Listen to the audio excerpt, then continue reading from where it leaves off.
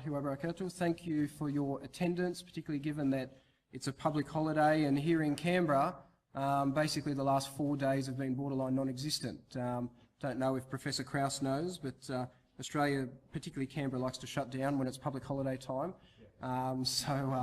There's not much doing. So thank you all for attending, and I'm sure that you're all going to get some fantastic information and entertainment out of tonight's evening. Tonight's discussion forum is entitled Belief in God, Prohibitive or Liberating?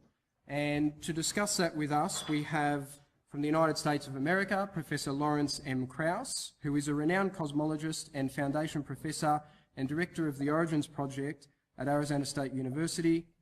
He's been hailed by Scientific American as a rare scientific public intellectual, and he is the author of more than 300 scientific publications and 8 books, including the best-selling The Physics of Star Trek. 9 books.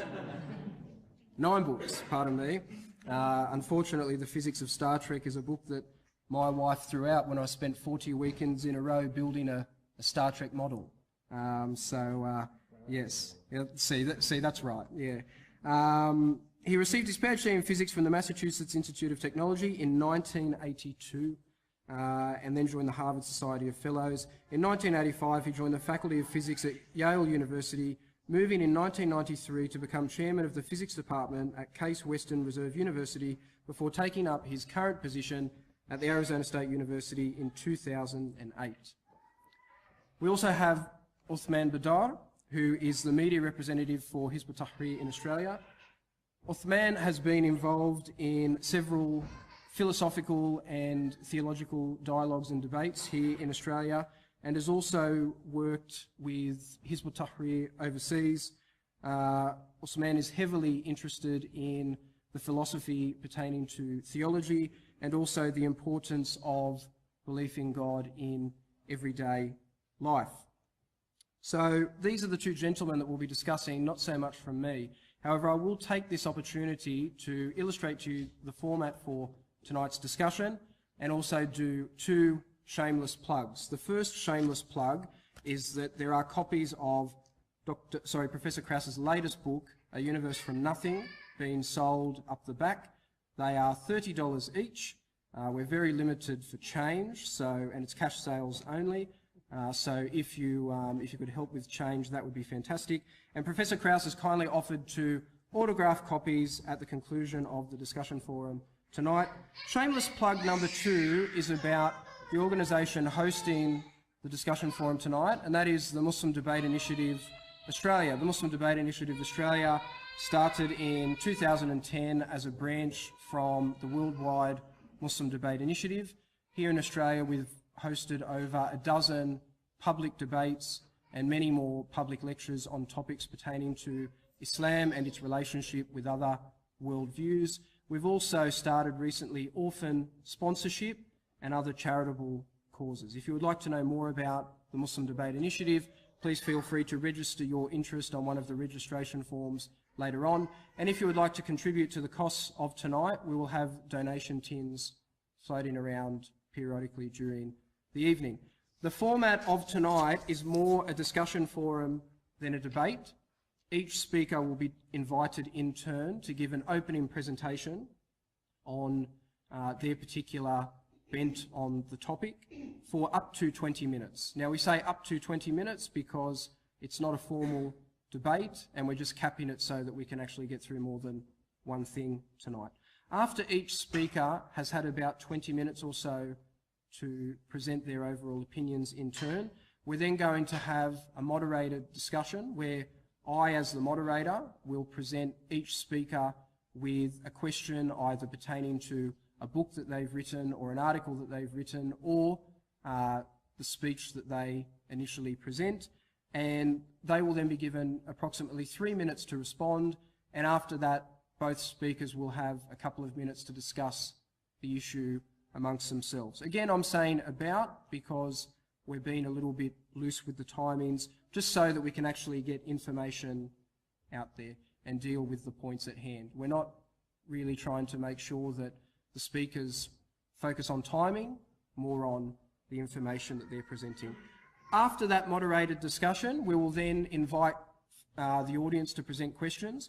We will start with written questions, and there are slips of paper and pens up the back which we will be handing out in the next couple of minutes. The reason why we'll be starting with written questions is so that the speakers can take a look at what questions are going to be presented to them, but likewise so that individuals who may not be confident enough to initially stand up and ask a question can still participate in this part of the evening. And then after dealing with the written questions, with the time remaining, we'll take live questions from the audience. Finally, the evening will close with a short statement up to 5 minutes from each speaker, and of course then everyone will be invited for some tea, coffee and biscuits at the close, and as I said, we'll be selling copies of Professor Krauss's book. Other than that, it's probably best for me to sit down and allow the men to do their good work. So I'll invite Uthman Badar up to give his initial presentation of 20 minutes. Bismillah, salatu wassalam ala Rasulillah. I begin in the name of God, the gracious and merciful. I thank everyone for taking the time out tonight to be part of this important discussion. Dr. Krauss, moderator, and every one of you who is here tonight. Belief in God, lo and behold, I will be arguing, is indeed liberating. And I'll be doing that on the basis that it's an affirmation of the truth. It is the truth that liberates, and I don't mean that in its cliched sense. I mean that in the sense that to be able to act on the basis of the reality, on the basis of knowledge of the reality, is what allows us to be liberated, as opposed to acting on false conceptions, which are prohibitive, indeed dangerous, depending on how false and wacky they are. And I posit that liberation is not the mere ability to follow one's whims or one's desires. Rather, it is the ability and the resolve to act on the truth, on the reality, on having a knowledge of that reality, for that is what liberates you from the shackles of blind following, of misguided emotion, and of ignorance. Of course, our discussion tonight does not occur in a vacuum, quantum or otherwise. It occurs in a particular context. The context of what we're told is the new atheism, which takes us back, I would argue, almost full circle from the idealist, relativist and skeptic trends of postmodernism to the materialist, positivist and dogmatic trends of modernism. In reality then it is an old atheism in a new guise. The old core and the new outer bring together many claims. The presupposition of a clash or an exclusivity between religion and science, the claim of the superiority of the scientific method as a means of ascertaining truth, the advocacy of secular humanism, the claim that there is no evidence for the existence of God, and like claims. So in this initial presentation, I intend to comment briefly on these and related matters in arguing for the proposition that belief in God is liberating, and then from there we can open up through discussion and questions. The understanding that science and religion are at odds with each other, or that there is some type of exclusivity between the two, is superficial and wrong. In the Islamic tradition, for which I primarily speak when I speak of religion, science flourished under Islamic patronage. Muslim scientists were amongst the pioneers in developing the scientific method itself. Rosanna Guarini, a neuroscientist at the University of Rome, writes that according to the majority of historians, the Al-Haytham, known as Al-Hazan in Latin in the West, was the pioneer of the modern scientific method. David Lindbergh, a celebrated American historian of science, notes that the works of Muslim scientists, early Muslim scientists, influenced Roger Bacon, who in turn introduced the empirical method to Europe. Ibn Sina, Avicenna, is well known for pioneering the science of experimental medicine and for being the first physicist to conduct clinical trials. These are not just contributions of individual Muslims. These are contributions of individual Muslims under a system based on a religion, under a system based on Islam, the early caliphates. And of course, another key point here that I should mention is that this so-called golden age of Islam, a 5-century period, 500 years from the 8th to the 13th century, is largely ignored in Western discourse, possibly because a flourishing civilization based on religion, and in which religion and politics are one, belies the secular humanist thesis, as it does the claim that religion stifles science. The reality is that when we speak about ascertaining truth, religion and science both have an important role.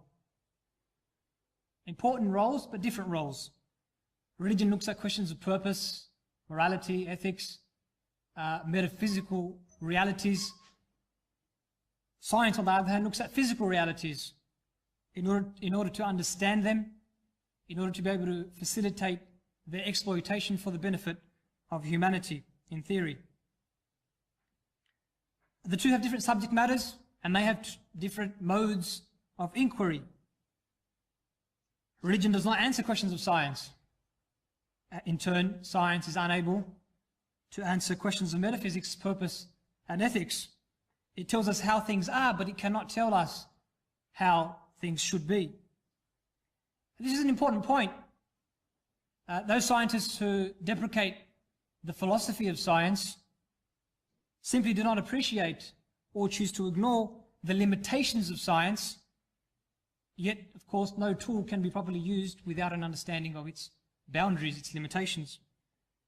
The scientific method, as is well known, consists in systematic observation, measurement, experimentation, the formulation, testing and modification of hypotheses. Numerous matters are important here when we talk about definition and limitation. First, of course, the demarcation problem. What distinguishes science from non-science? We know that verificationism and the positivism of earlier decades in the 20th century have failed, and were bound to fail given their self-refuting nature, which falsifiability suffers from as well. We then also face problems in the validation of scientific reasoning. One is based on inductive reasoning. Two, it is impossible to test a hypothesis in isolation as per the Duhem-Quine thesis, the implication of which is important, the implication of which is to restrict science to areas of what are called intersubjective objects or topics. That is to say, areas where there is general agreement on the nature of the observations involved. And that's relatively easy with physical phenomena, much harder with mental or social phenomena, and extreme or difficult in the extreme on matters of theology or morality. And thus these latter remain outside the purview of science. Three, the interpretation of observations is necessarily theory-laden. Observation can only arbitrate between competing hypotheses within the context of an underlying theory. And four, as one of the new atheists, Daniel Dennett himself, notes, there is no such thing as philosophy-free science. There is only science whose philosophical baggage is taken on board without examination. These are all important considerations as to the limitations, the assumptions, and the implications of science, ignoring which leads to many problems which I will argue are manifest in the atheist narrative and relevant to our discussion. First, it leads to ideology being passed as science. For example, Dr. Krauss, Professor Krauss, notes in an article he wrote last year that it is hard to think of a grander claim than the existence of a divine being. Clearly, this is a matter of opinion, an opinion based on a bias against the supernatural, or a bias for the natural and against the supernatural. an opinion which prejudices the inquiry or the inquiry before it's even begun. In the same article, he wrote, quote, "In science, when one is trying to explain and predict data, one tries to explore all possible physical causes for some effect before resorting to the supernatural. Yet surely one should not resort to anything in any sincere inquiry. We don't resort to anything. Rather, you follow the evidence and you affirm that which the evidence leads to. And in doing so, to preference the natural over the supernatural is ideology, plain and simple, and reveals, I think, the materialist and the naturalist tendencies underpinning much of modern science. There is no rational or scientific reason as to why the supernatural should be a last resort. The supernatural is, after all, no more than that which is extra-spatial and extra-temporal, that which is beyond space-time, which defines the natural world. Ideology being passed as science is noticeable, evident in cosmology as well. An editorial in the New Scientist magazine from January this year notes, over the years, cosmologists have tried on several different models of the universe that dodge the need for a beginning while still requiring a Big Bang. Note, requiring models that dodge the need for a beginning while still requiring a Big Bang. Expressing similar sentiments, Stephen Hawking, at a symposium convened early this year in January in honor of his 70th birthday, said about this beginning of the universe that a point of creation would be a place where science broke down. One would have to appeal to religion and the hand of God. And of course, that's not something that's a cardinal sin in science, to appeal to religion or the hand of God. Lisa Grossman, reporting in the New Scientist on that same meeting, that symposium, wrote one bold proposal. She was reporting about one of the papers presented by Alexander Vilenkin. One bold proposal suggests that the universe is not eternal, resurrecting the thorny question of how to kickstart the cosmos without the hand of a supernatural creator. Again, note, it's not a question of what are the origins of the universe. It's a question of how do we kickstart the origin of the universe without the hand of a supernatural creator. Thus, this assumed need to dodge a particular conclusion, clearly an unscientific and irrational approach, is evident. Can such an approach, we may well ask, be liberating? In fact, it is apparent that the various exotic scenarios conjured up in modern cosmology, loop quantum gravity models, string models, closed time-like curve models, etc., were introduced in an attempt to avoid the absolute beginning established by the Big Bang model. All fail, all are highly speculative, and all, even if true, do nothing but to push the beginning back a step. The conclusion by one of the world's leading cosmologists, Alexander Vilenkin, whom I trust Dr. Krauss knows well, presented again at the aforementioned meeting a kind of unwanted birthday present for Stephen Hawking was, and I quote, "All the evidence we have says that the universe had a beginning." A qualification here, I'm not trying to prove the existence of God by the beginning or any of that. At this stage, I'm just showing the limitations, the problems that occur when you ignore some of the limitations of science and the ideology that's being passed as science. Second, ignoring the limitations of science also leads to sloppy and arbitrary science. A good example is the field, or at least a relevant example, is the field of quantum mechanics, which has, it must be said, held up to rigorous and thorough experimental testing, but which is open to many interpretations. We have over 10 different interpretations, all highly speculative. Copenhagen, instrumentalism, many worlds, consistent histories, the ensemble, collapse theory, and the list, objective collapse theory, and the list goes on. What this means is that the real world implications, you have the mathematical structures, you have the interpreting structure, the maths is rigorous, the experimentation is rigorous, but the interpretations are highly speculative and numerous. What that means is that the real world implications of the testing of quantum mechanics expressed in highly abstract mathematical terms is extremely uncertain and speculative. Yet this does not faze, and this is the point, this does not faze the informed and the ignorant alike in using quantum mechanics as some sort of black box that can be used to explain away anything and everything. Can such an approach, again, we may ask, be liberating?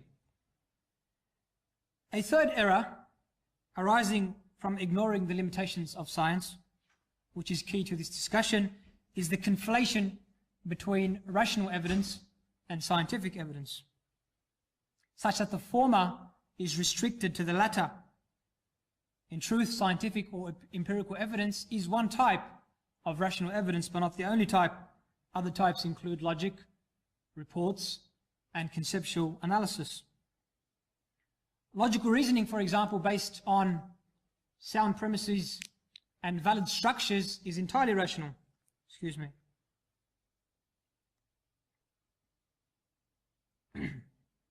The proposition that all men are mortal, combined with the observation that Dr. Krauss is a man, is that fair? I don't know. Okay. Establishes rationally and necessarily that Dr. Krauss is mortal.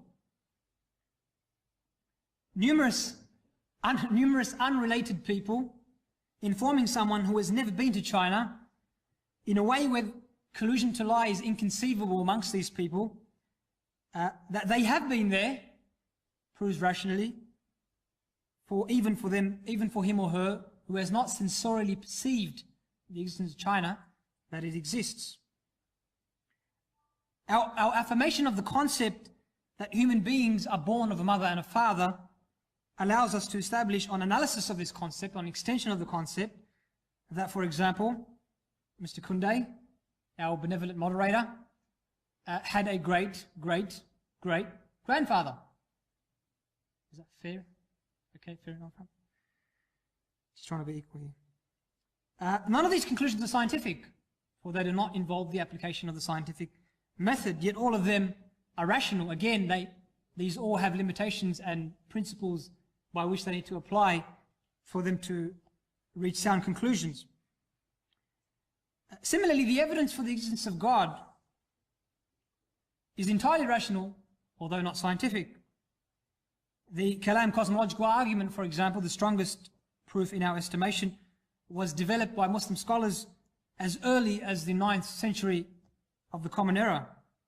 The argument is profound yet simple. The material world, which we sense directly, comprises of temporal phenomena, temporary, transitory, limited, dependent phenomena, which depend for their existence on other temporal phenomena, which in turn do the same thing, and so forth. Such a series cannot continue to infinity, for if it did, no one thing would satisfy its dependence and nothing would exist. If A depends on B, depends on C, and we go to continue the series without end, A would not exist, nothing would exist. The entire series would not exist. For example, a tree depends on sunlight, which in turn depends on, amongst many other things, this is just one branch, if you will, photosynthesis, which depends on carbon dioxide and covalent bonding, and you can go on and on. But the point is, if the chain doesn't end, you don't have the tree. In fact, you don't have any aspects of the entire series. And the opposite is true. If the tree exists, the chain cannot be infinite. And therefore, the fact that things do exist necessarily implies a finite series, and in turn the existence of a being who determine both the existence of the series and the specific attributes or properties that define it. By extension, by rational extension, this being must be eternal and without beginning, otherwise it is temporal and forms part of the series, and we end up in the same Problem, it must also be sentient, having an independent will, for a timeless cause producing a temporal effect requires an independent will. Otherwise, a mechanical cause would always exist with its effect.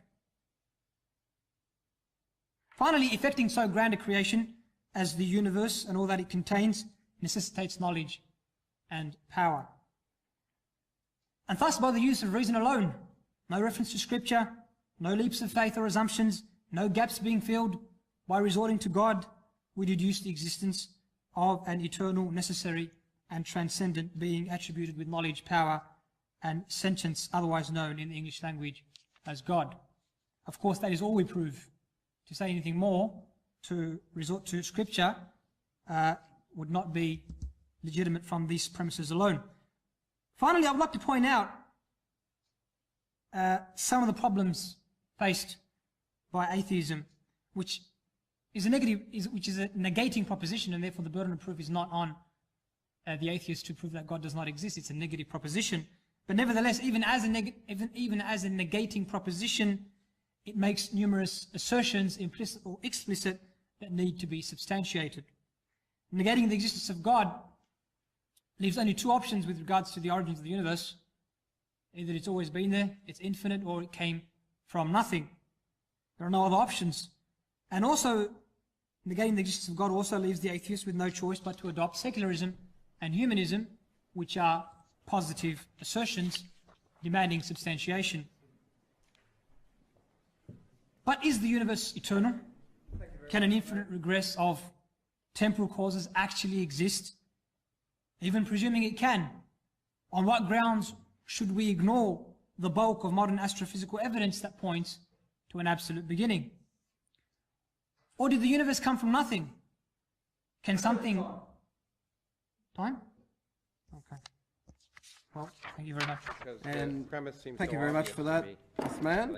And I'll now invite Professor Krauss up for his opening Part of statement. a clear example that it's prohibitive is that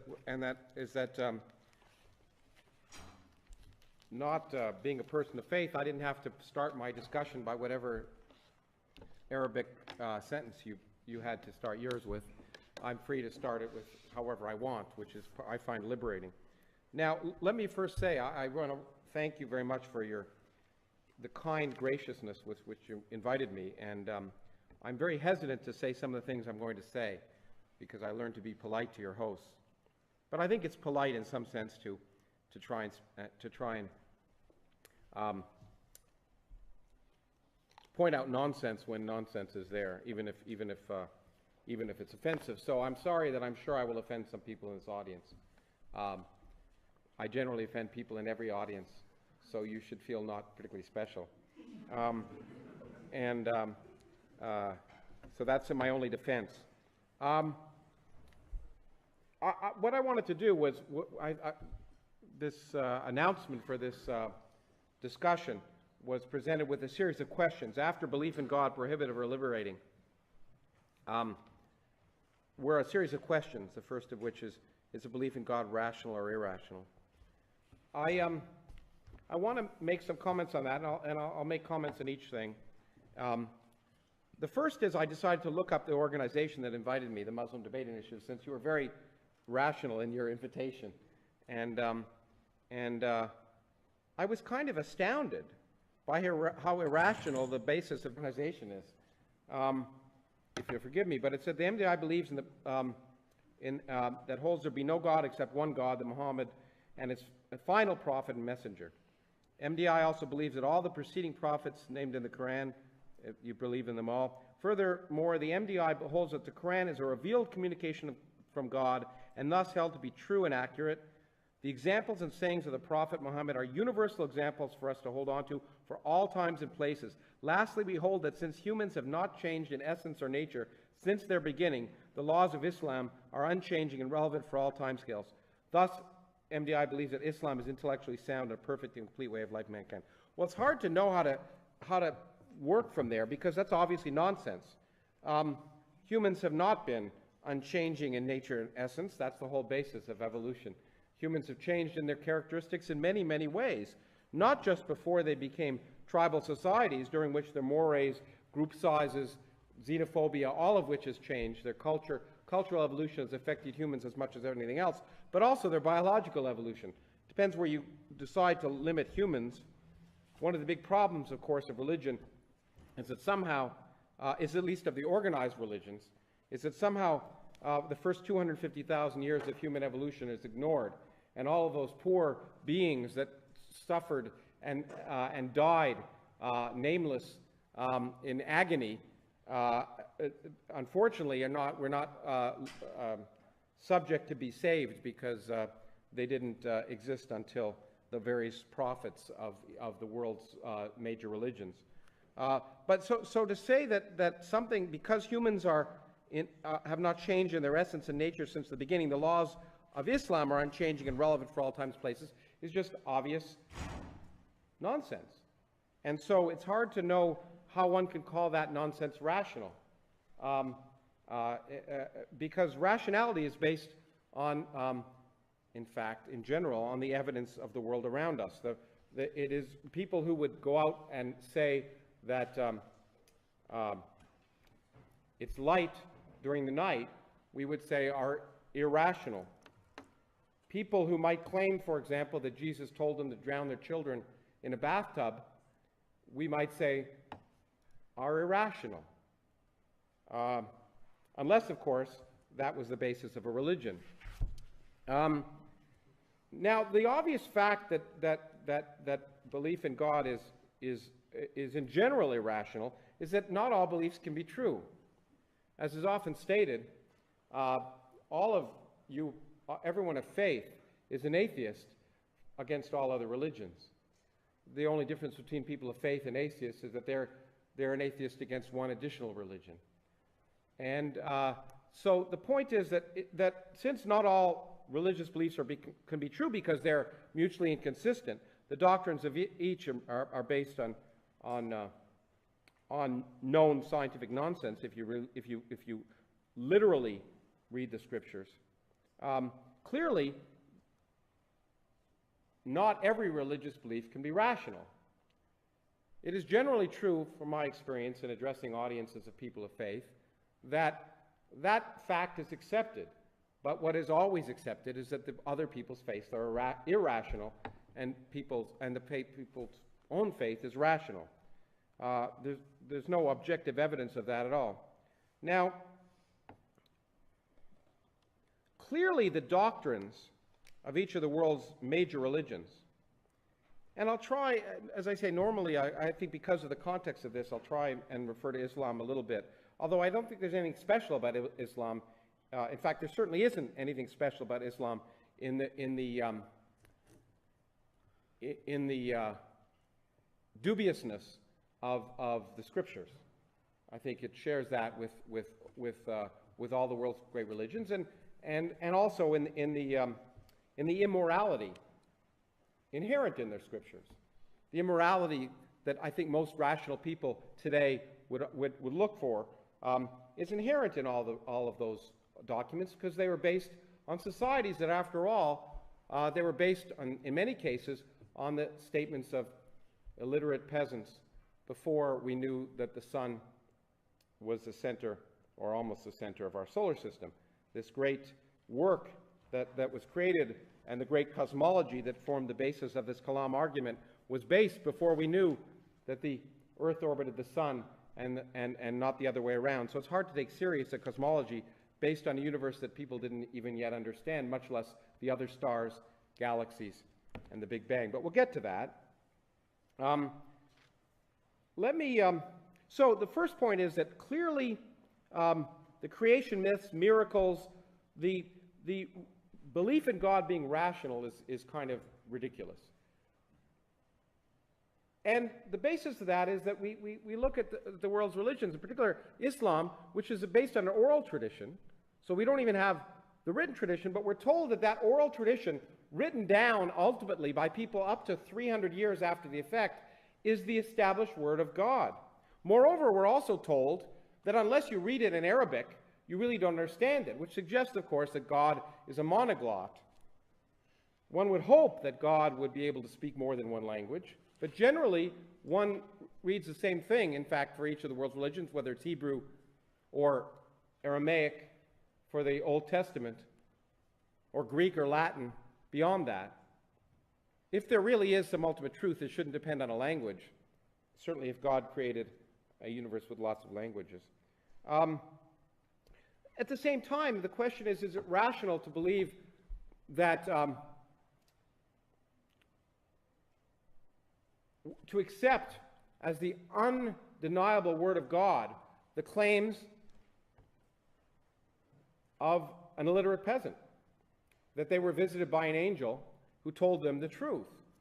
I view that in Islam as equally ridiculous as, for example, the claim of Joseph Smith in the Mormon religion that he was also visited by the same angel, by the way, much later, who also revealed the truth to him. Revealed, for example, that Jesus would be visiting Missouri later on, which sounds ridiculous now because it's more recent than those old claims. But the fundamental difference, perhaps, between Muhammad and Joseph Smith is that Joseph Smith was a known con man. Muhammad wasn't. And so, therefore, we could say, in some sense, that claim of the Mormon religion, that Joseph Smith, who, by the way, previously been convicted of claiming to find fake treasure, and of course the basis of the Mormon religion is that he found golden tablets in upstate New York, which he then translated with the help of an angel. He discovered them in the 19th century, translating them unerringly into 17th century English. I mean, accepting that kind of ridiculousness, I don't think most people would claim is rational. The basis of the scriptures, of course, the scriptures are full of irrational statements. The virgin birth, the fact that the sun stood still in the Old Testament, these things are clear nonsense. One would have to ask for the rationality of believing that Muhammad ascended to heaven from a place that it wasn't clear he ever visited. But more than that, the claim that you should believe something as to be divine because someone claims it's divine is to give up rationality.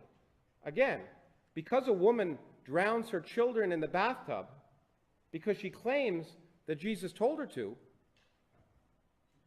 in fact, if you look at the courts nowadays, what they did was clearly she was not rational. She was insane. Now, let me just go back to some of the statements, because I did read some of the work of Dr. Badar. You're a doctor, I assume. No, it doesn't matter anyway. Almost. It doesn't matter. You're almost a doctor. Having a PhD means nothing except you have a PhD, so it doesn't really matter. That's right.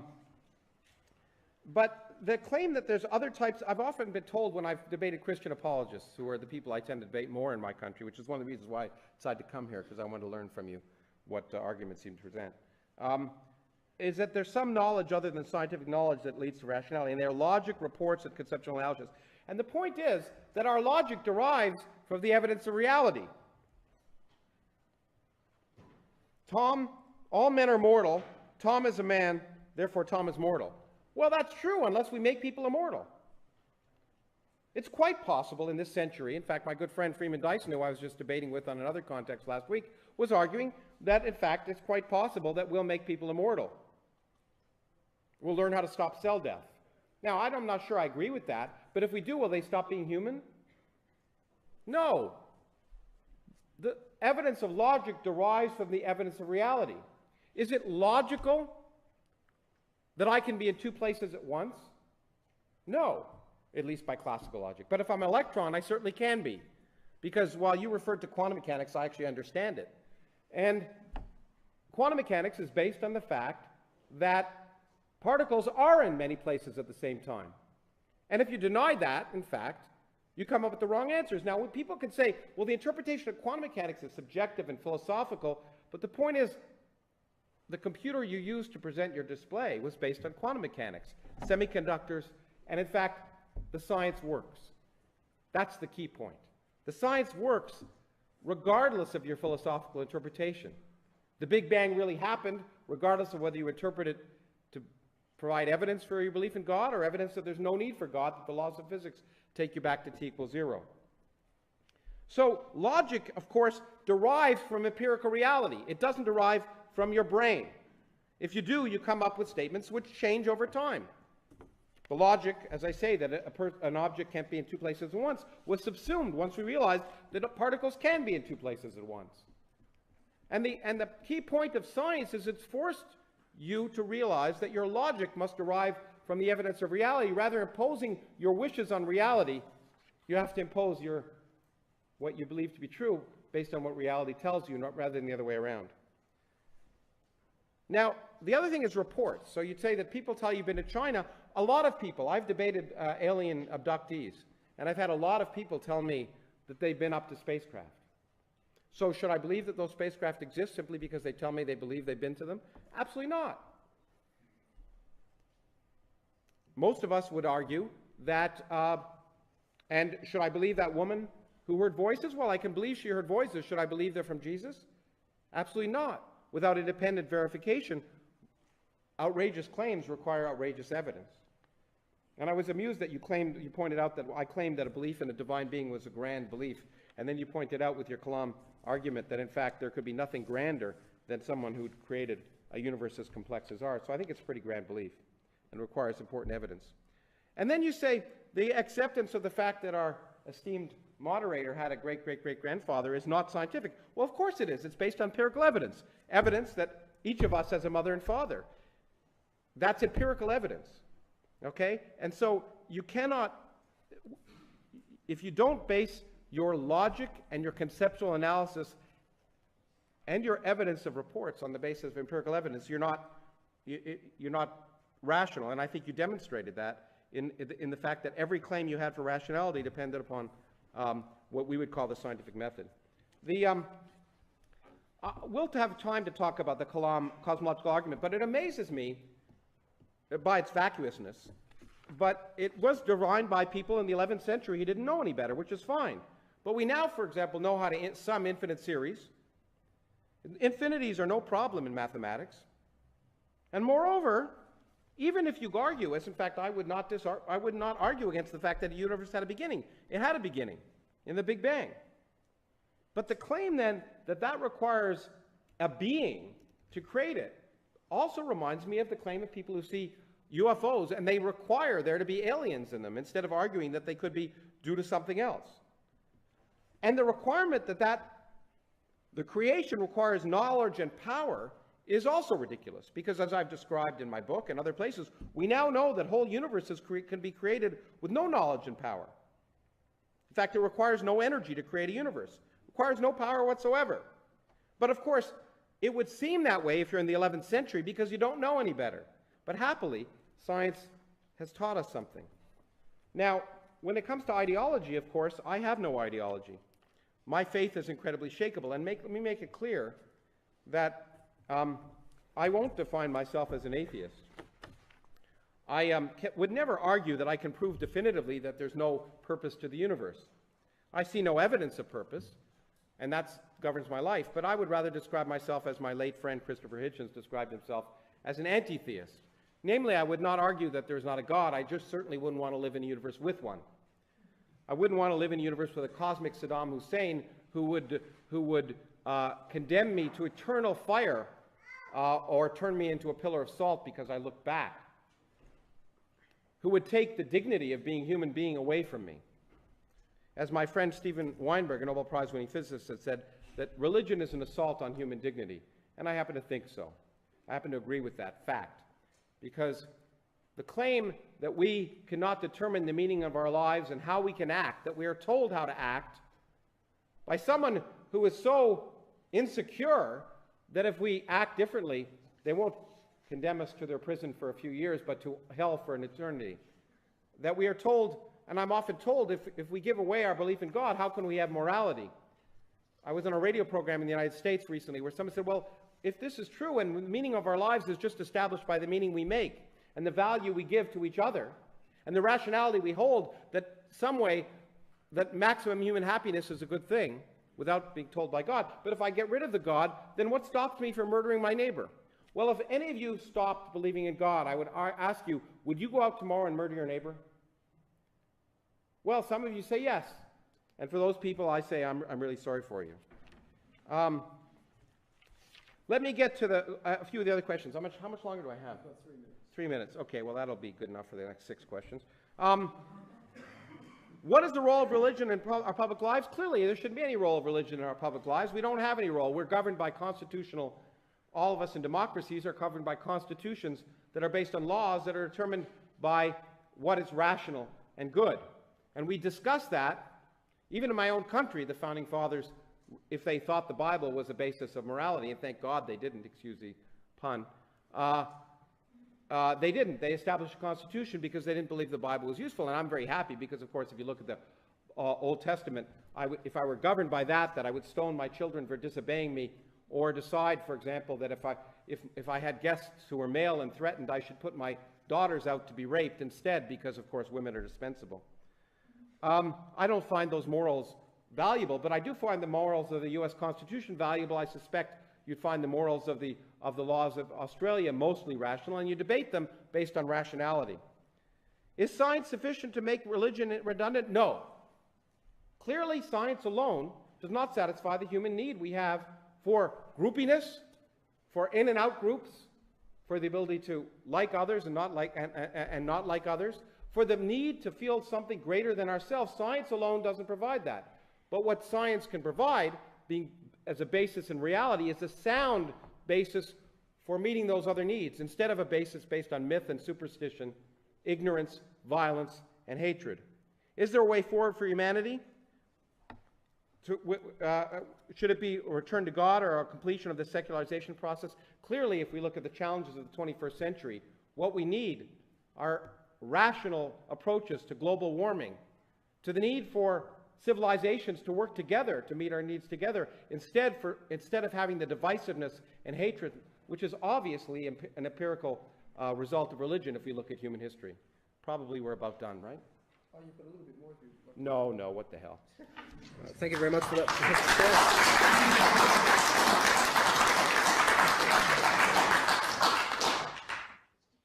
And so that concludes our opening statements portion.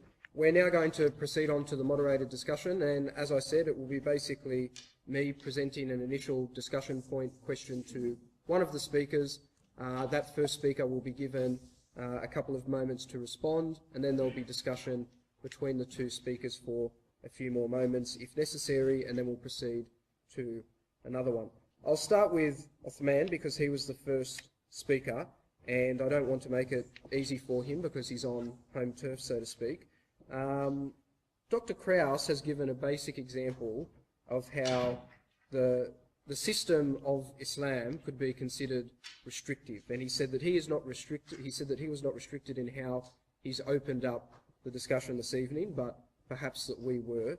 Now, obviously, you would agree that the system of Islam is much more comprehensive than even minor issues like that. What's your comment on that? Okay. Well, I think that goes back to the point I made in the beginning about how we define liberation. That sort of takes the view that liberation is you can do what you want. And I don't think that's the type of liberation that we want. Having said that, everyone is still restricted by their understanding of the world. Whatever view you carry, it's not as if you put yourself in a vacuum outside of the ideas and your understanding of your surroundings. You use that. So the only reason Dr. Krauss is unrestricted to begin how he wants is because he believes so. That's his understanding of the world.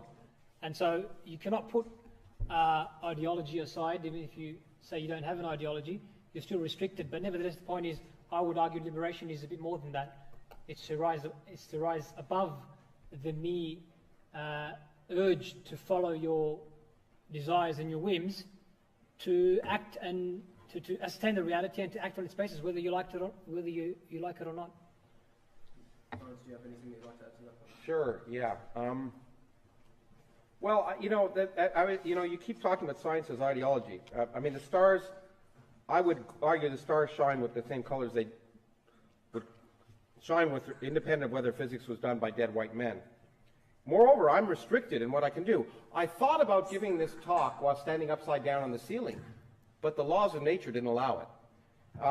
And in fact, I'm restricted by the laws of nature. In fact, if we base our actions on the laws of nature and the evidence of reality, I would argue we make sensible decisions about then how to act. And so, in fact, if we base our decisions on clear myths and superstitions or clear evidence that the earth is 6,000 years old when it isn't, then we'll make decisions that are irrational. I don't argue by any way that liberation implies that anything is possible. In fact, I'm amazed, you see, when I asked the question, if you didn't believe in God, would you kill your neighbor? And this gentleman in the back said yes. Well, it seems to me that suggests that in fact, if you believe that, then you ultimately believe it's liberating to do whatever you want. Jean-Jacques Rousseau said, man is born free but lives forever in chains. And we are chained by the evidence of living in a community and a society. We create laws for that reason. And liberation doesn't mean doing whatever you want. In fact, I would argue that people who base their actions on reality realize you are constrained by rational thinking and evidence. And in fact, that's why there's not a single person who doesn't believe in God who would say, if I don't believe in God, I think it's reasonable to kill my neighbor. And if they did, we would say they're irrational. So I would argue that if you require the crutch of God to liberate you or to stop you from being liberated, then you are in a much worse situation than someone who can use the crutch of rationality. If either one of you has any further points to add. I think we agree in essence there. I mean, Krauss come back and said that it's not about just being able to do whatever you want. Everyone's restricted. So for me, I think it's in the end, the question goes back to what is the reality, and that's why this whole issue of whether you're restricted to what you begin a speech with is a bit beyond the point. In the end, it's about the reality, and that's what we're here to discuss today. What is a closer ascertainment of the truth, and what are the best means to do that? Yeah, I'll throw in one. I think we are agreed that indeed there are restrictions on what you can and should do, and where those restrictions come from should be reality. And I think one has to ask the question, what's the basis for believing? In fact, going from an argument that maybe the universe had purpose to some illiterate peasant telling you that what he wrote down is the Word of God. I just think there's a huge leap there, and a huge leap of irrationality. I think there's two good points coming on from that discussion, and we might jump back to them. First, Lawrence, I'd like to direct a question to you. Mm-hmm. In A Universe from Nothing, I must admit I found 90% of the book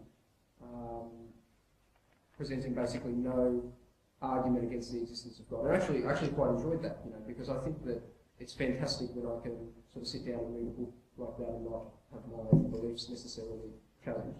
However, I found the chapter Brave New World sort of leaning a bit towards it, right there. And certainly the afterword from Professor Dawkins to be quite clearly anti-theist. That's and indeed, true. I'm not sure if you've read it, but I read Professor Dawkins' latest work, Great Show on Earth, The Evidence for Evolution. And I was actually quite disappointed that throughout the book there's a number of, honestly I would refer to them as pithy jokes against religion. So there's a section where he's referring to the evolution of sunflowers, and he actually makes comment about Russian Orthodox traditions and Catholic traditions pertaining to Lent, which I thought were kind of unrelated. Getting to the point of my question, I just want to give you the background. If I can take as long to answer it as you take to ask it. Okay.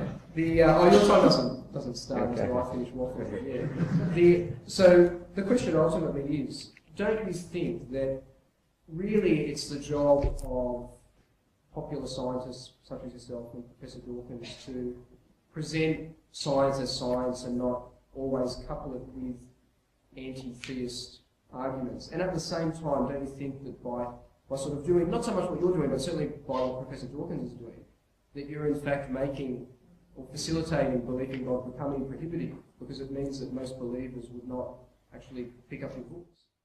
Well, look, I don't completely disagree with you. If you watch my debates with Richard, you've seen that I have concerns about, I've often thought, in spite of the way I've acted tonight, that if you want to convince someone of something, the best way is not to first tell them they're stupid, and that you're right, although that's how most arguments happen, I suppose. And so, but you know, it amazes me. Well, there's two things you said that amazed me. One discouraged me tremendously. One, you found it very heartening to read a book that didn't challenge your beliefs. Well, that was the worst thing you can say about a book, I think. In science, every day we challenge our beliefs. That's how science works. Most people think science works the other way around. But in fact, what you want to do when you come into work every day if you're a scientist is you want to prove all your colleagues are wrong. Because that's the way you get famous. And in fact, the key thing, as Richard Feynman, who I wrote another book about and I've lectured here in Canberra about, would say that, you know, what you try and do if you have an idea, if you're a scientist, is you have a theory and you try and prove it right, but you try and prove it wrong. You try and spend more time proving it wrong. Because, first of all, the easiest person to fool is yourself. It's easy, you know, we all think things happen to us are significant, and Feynman used to go around and say, you won't believe what happened to me today, you just won't believe what happened to me. And people would say, what? And he'd say, absolutely nothing. And because we all believe when something happens to us, it's significant. It has some cosmic significance. You know, you can have 1,000 dreams over many nights. They're nonsense, but you dream one night that a friend of yours is going to break their leg, and the next day they break their arm, and you say, cosmic. You don't realize accidents happen. And so we have to challenge our beliefs every single day. That's what science is all about. There are no scientific ideologies, and in fact, science, the reason science had progressed and theology hasn't, the reason we have video cameras and lights and medicine and make our lives, and we can feed more people and live longer, healthier lives, is because science changes. The great thing about science is there are no unshakable truths. We force and we don't even believe anything. We force the way we view reality to depend upon the evidence of reality. So if you don't challenge your beliefs, you're never learning.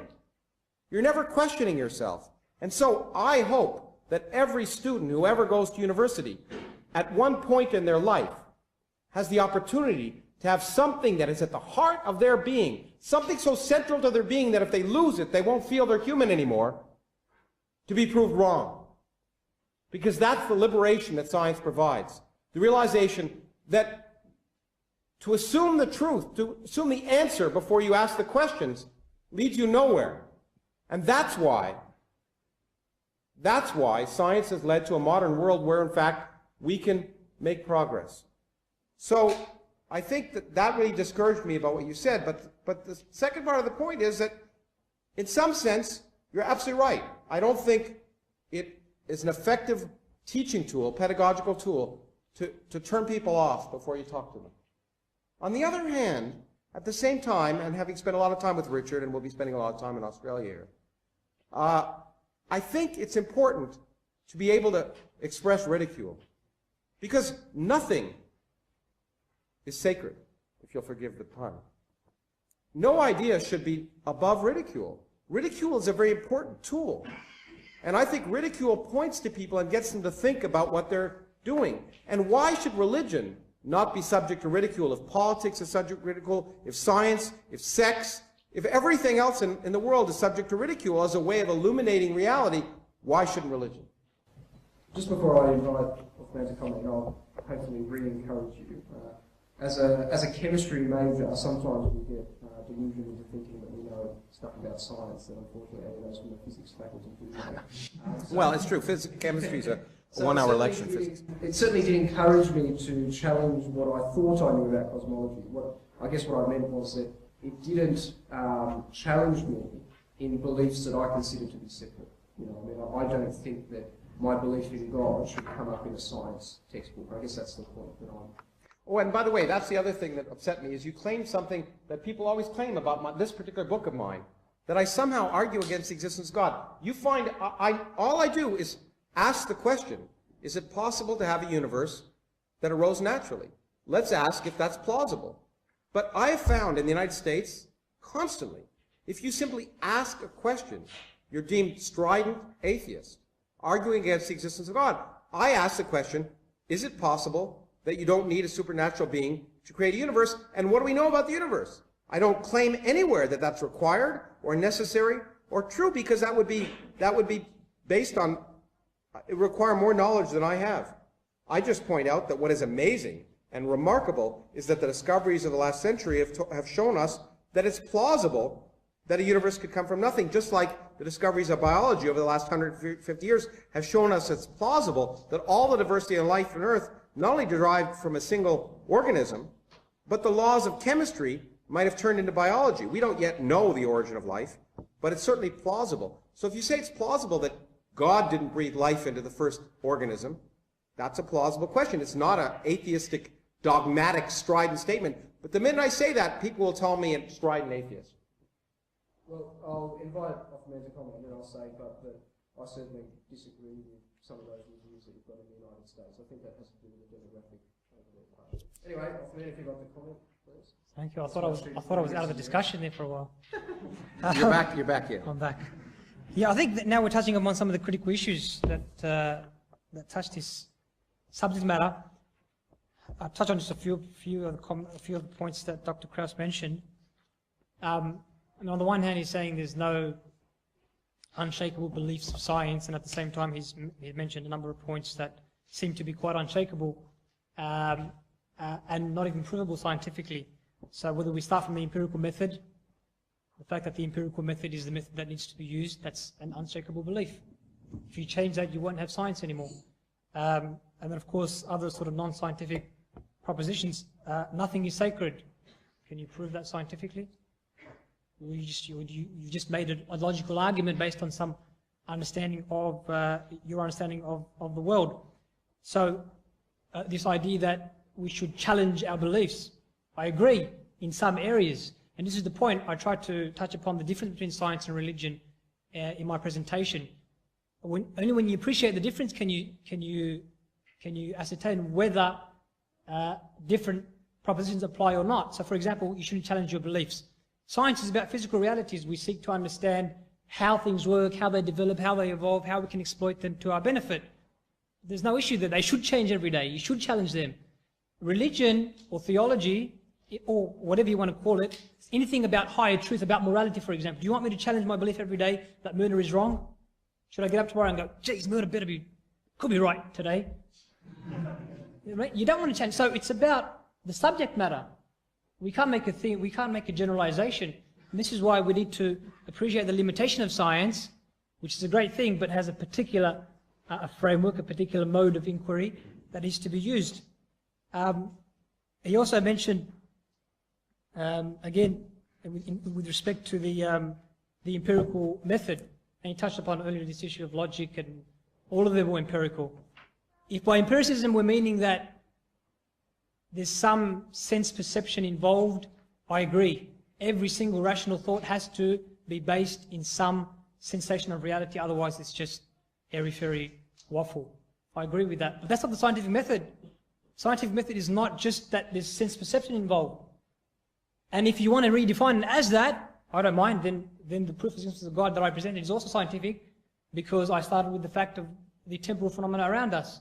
So I think it's easy if you redefine things, then we don't have set parameters to talk about, but the scientific method involves more than just sense perception. It involves hypotheses, experimentation, testing, modification of hypotheses, observations. The whole lot together is what makes it. Last point, why should religion be above ridicule? That's a good question. He said everything else is, that's a logical argument. Why should religion be excluded from influence on public affairs? Everything else is allowed. Why religion?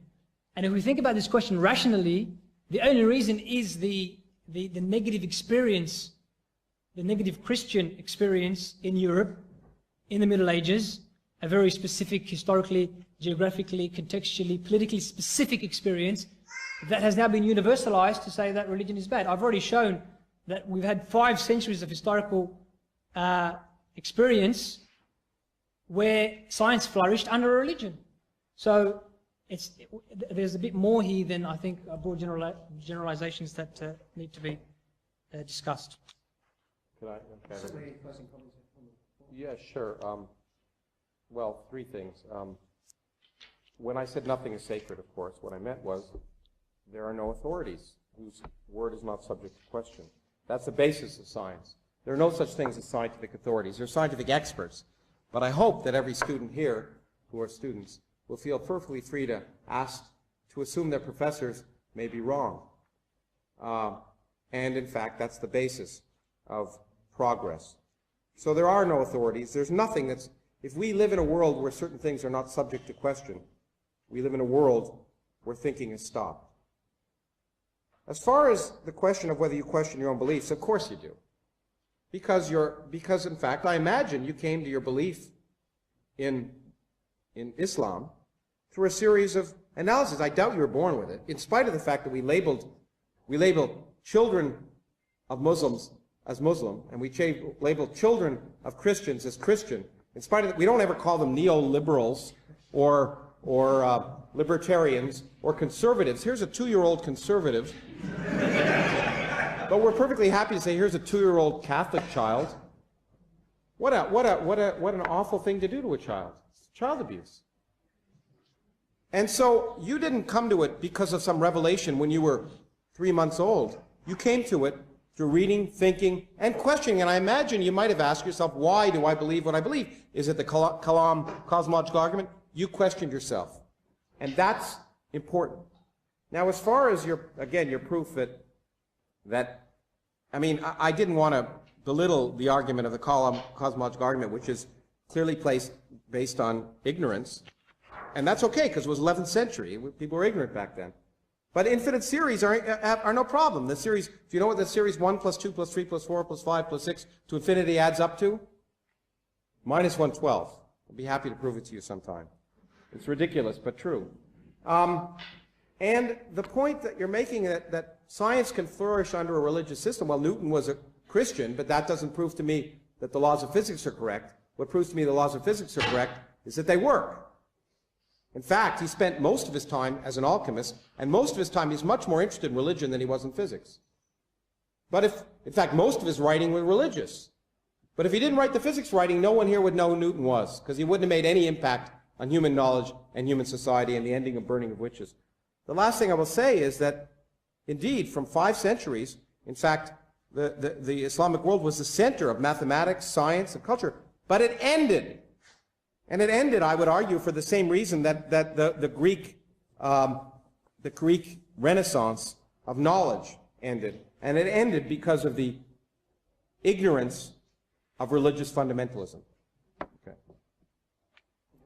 Just on the infinity, if I can quickly, I think it's come up twice now already.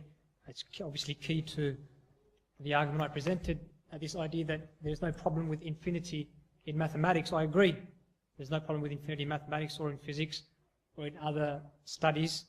That's not the point. There's a difference between infinity, the idea of a potential infinity as an idea, and actual infinity in the real world. And don't take my word for it. Here's what the mathematicians say. David Hilbert, any mathematicians in the room? They're a rare breed. I did a degree in mathematics. They're a rare breed these days. David Hilbert is a renowned mathematician was a renowned mathematician of the 20th century, after whom Hilbert spaces and Hilbert operators that are prevalent in quantum mechanics is used. He said, the infinite is nowhere to be found in reality. It neither exists in nature, nor provides a legitimate basis for rational thought. The role that remains for the infinite to play is solely that of an idea. Kastner and Newman, contemporary renowned mathematicians, quote, the infinite certainly does not exist in the same sense that we say there are fish in the sea. Existence in the mathematical sense is wholly different from existence of objects in the physical world. This is important. I mean, we've all done maths in class. When you do y equals 1 over x, and the teacher tells you, well, this graph goes to the axis and keeps going but never touches it. It's an idea, it's a concept, but it never touches. Right? You can't bring that into the real world. There's nowhere in the real world, within our sensorially perceivable natural world, within space-time, that infinity can exist. If it does, you end up with a whole host of contradictions. If we had an infinite number of people in this room and 5 left, how much do we have? We can handle, well, An infinite number of people, right? But 5 have left. So there's a distinction between the idea of infinity and the ontological reality of infinity in the real world. two things are important. It always bugs me with philosophers because they always read statements by people, because philosophy is based on authority, which is one of the reasons philosophy hasn't made much progress either. I don't care what David Hilbert said. David Hilbert wasn't a physicist. He didn't even, well, he almost discovered general relativity, but he didn't. He was an amazing mathematician.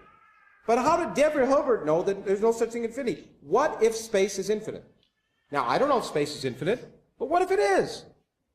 Okay, there you go. So, because David Hilbert tells me nothing can be infinite, space can't be infinite, who the hell cares what David Hilbert says? And moreover, if space is continuous, and it may not be given the laws of quantum mechanics, but I don't know, then between 0 and 1 there are an infinite number of numbers. The irrational numbers, the rational numbers, you can choose, you can take your pick, but there are an infinite number of them. And so, you know, this notion that because some mathematician makes some statement that it can't happen is just the kind of argument from authority that leads to the kind of ridiculousness that you just spouted. Now, the fact is, I don't think the universe is infinite in the past time. I think it had a beginning, the Big Bang. Now, does that argue there had to be a God? Absolutely not. In my book, I describe in great detail it's not necessary. But let me give you an argument that is even beyond that. It's quite evident from the laws of general relativity that space and time depend on the nature of matter. It matters when the laws of physics break down, as they will do at the very earliest moments of the Big Bang, based on the laws of physics we now understand. It's quite plausible that not only did space not exist, but time didn't exist. So there's no question of before. Causality goes out the window. There was no time before the Big Bang. Time came into existence when the Big Bang came into existence. So the notion of causality and infinite regression it doesn't matter because we change, because what we understand is that the universe is different than we thought. And before doesn't mean anything if there's no before. So we just have to be willing to moderate our ideas based on what the universe tells us. I know I went on too long. Sorry. All right. Again, lots of points coming up from that. Goodness me. I wish I could have all the time in the audience to get to ask any questions, but that would not be very fair. I'll ask you now, Uthman, and again, I'll keep up the trend of trying to chase after you with some of the points that Lawrence has put forward. Challenge the language aspect pertaining to religion in particular. He's given the examples of the language of Scripture in saying being Arabic, the language of Scripture in Judaism being Hebrew, and so on. Could we consider this to be a limiting or prohibitive aspect? I mean, science may use SI units, but we can't really argue that science is limited to language. So is there one where science has a heads up on religion? Yes and no. Yes and no. Again, because I don't put science and religion in the same boat and send them off on a honeymoon. It might get a bit tension. There might be some tension. No, the point is that they have different domains of operation. But yes, Dr. Krauss has made a number of points about the scriptures. Interpretation, for example. I think it's important that, just as in science, I mean, if I pull out a line from his book and give my own interpretation, I think that's unfair. And I think similarly what he's done with the Bible, as much as I don't think he really hasn't quoted anything from the Quran, although he's still been able to allege that there's irrational and immoral stuff in there. But any scripture, I tried to avoid that, but I've got a whole bunch here. I think it should be by the interpretation of the people who believe in that. But on the issue of language, again, no, we don't say you can't understand it if you don't understand Arabic. You can understand it. It can be translated, and you can get the broad meaning that is being communicated. Nevertheless, this is a subjective point. Whether we talk about science or maths, quantum mechanics is highly technical. You need popularizers like Dr. Krauss, and he's done a good job at this, and Professor Dawkins, to make it simple for the public. But still, it doesn't mean everyone's going to understand it.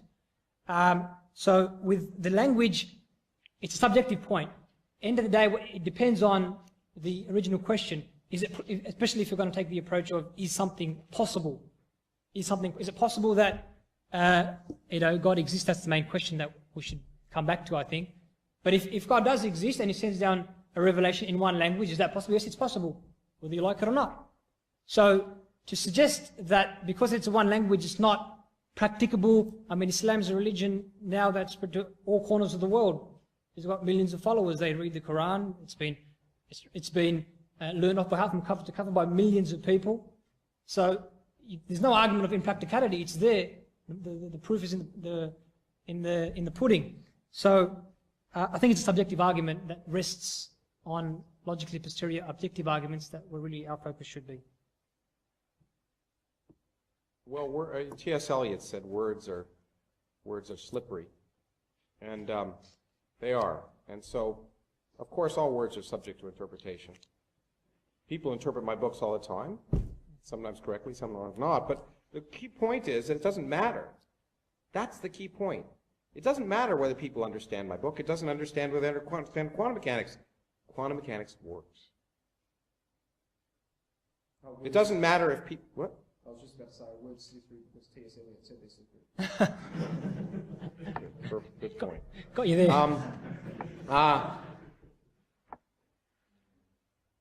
Quantum mechanics works. Physics works. And it's independent of language, culture, race, sex, desires, as I often point out to people. And the key point, perhaps the key point that is worth discussing here, is that the universe doesn't give a damn what you like and don't like, what you want and don't want. Now, that's the basis. We all want, everyone wants a world that's based on fairness and justice, and it wouldn't be nice if someone took care of us. But I suggest that most of you here, because you're alive, if, for example, you were choking right now, I could do two things. I could perform a Heimlich maneuver, or I could pray for you. Most folks would argue that you die if I prayed for you. Okay? The difference is it doesn't matter what the language is, what the discussion is, what we want. It's what works. And that should be the basis of rational decision making. If we say, here's a rational decision, I can jump out that window if I'm on the 10th floor of a building here, I can fly. Well, I can think I'm going to fly, I can believe I'm going to fly, God can tell me I'm going to fly. If I jump out the window, I'm going to die. And so the basis of rationality should be making decisions based on, if you don't, your decision should be based on a consequence which is based on the evidence of reality. But I agree with you that, in fact, the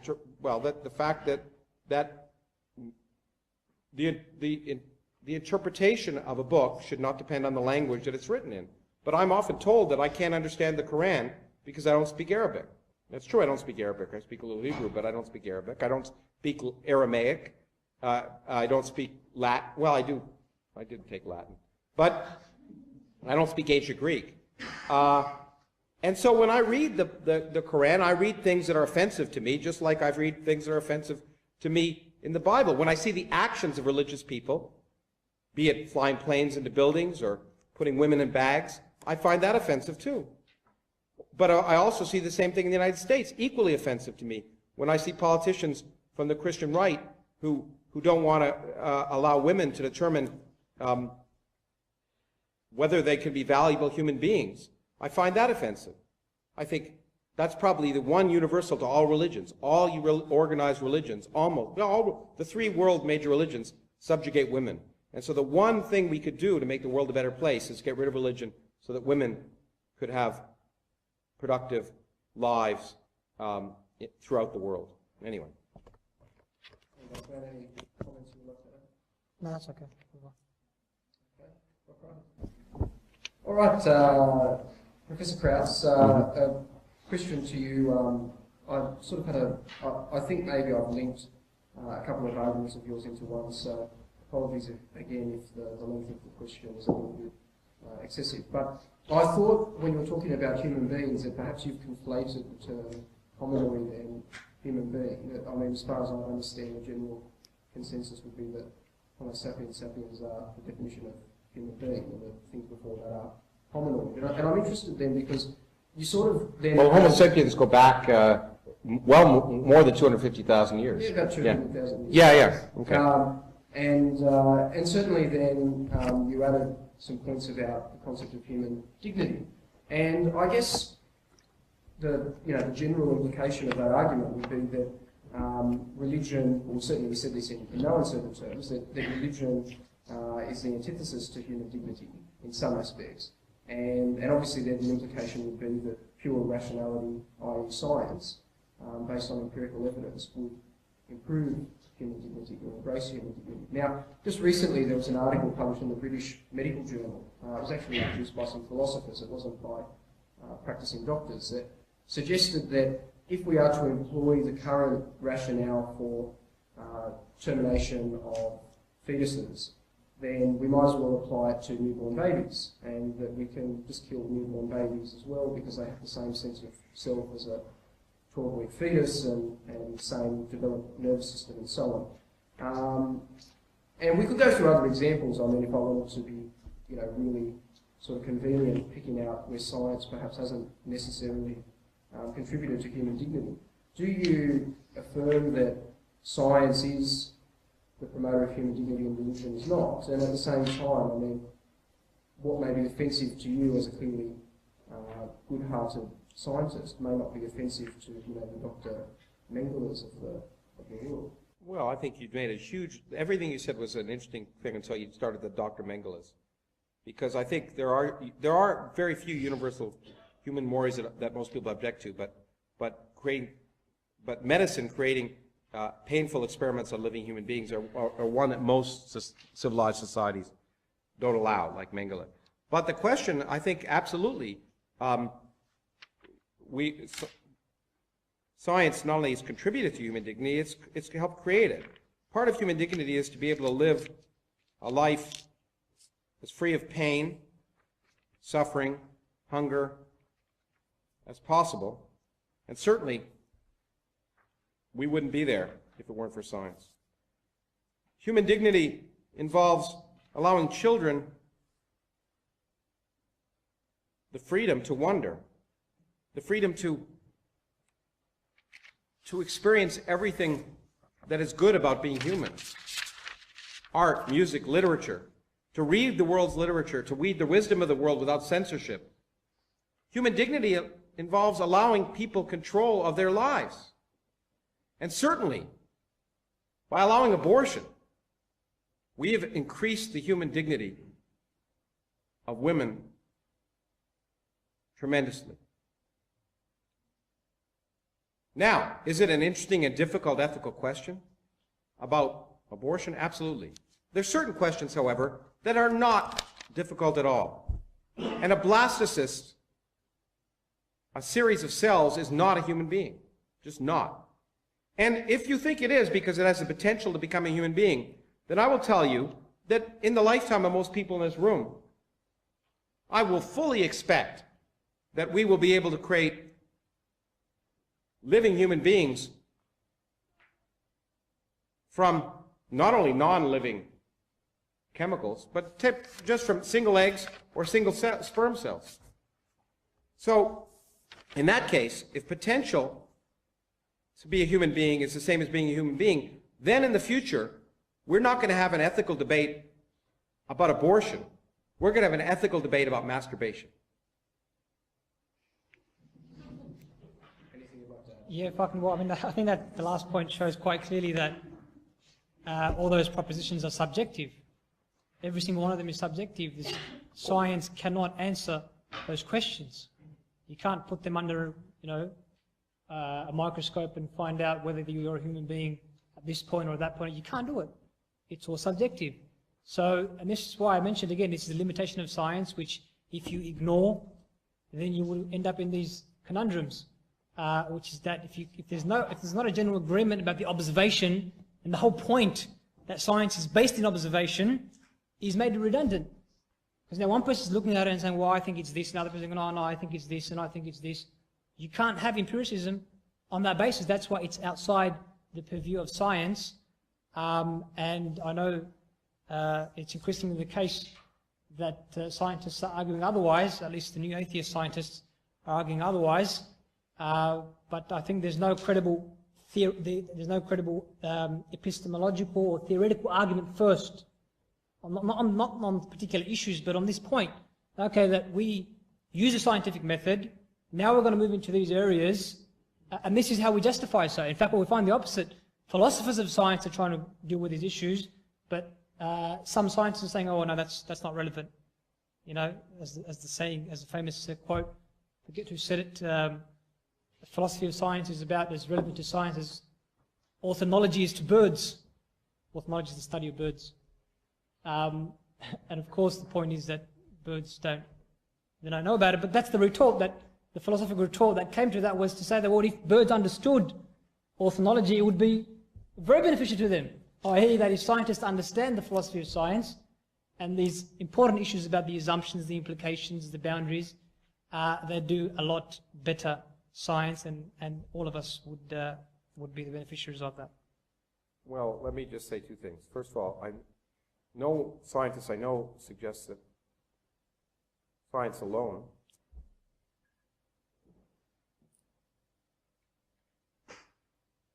allows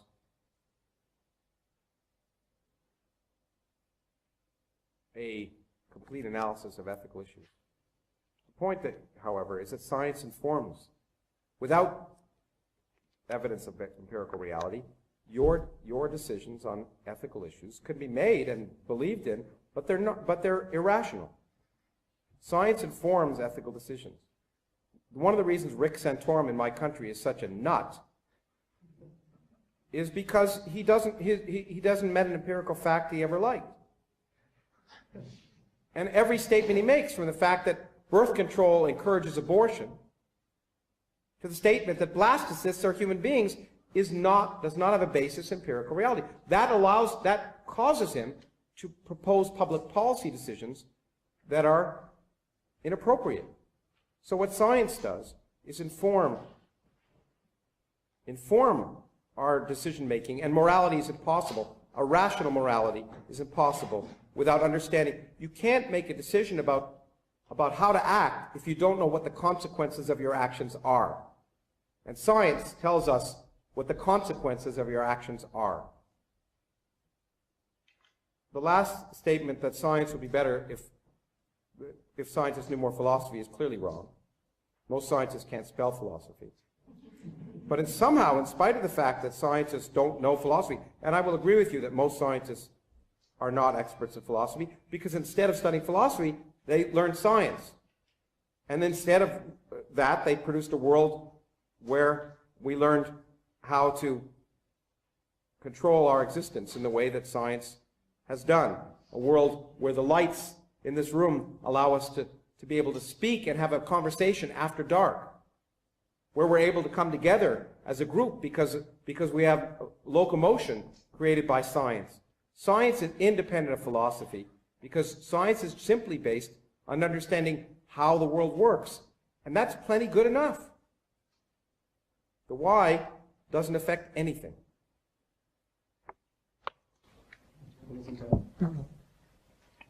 All right.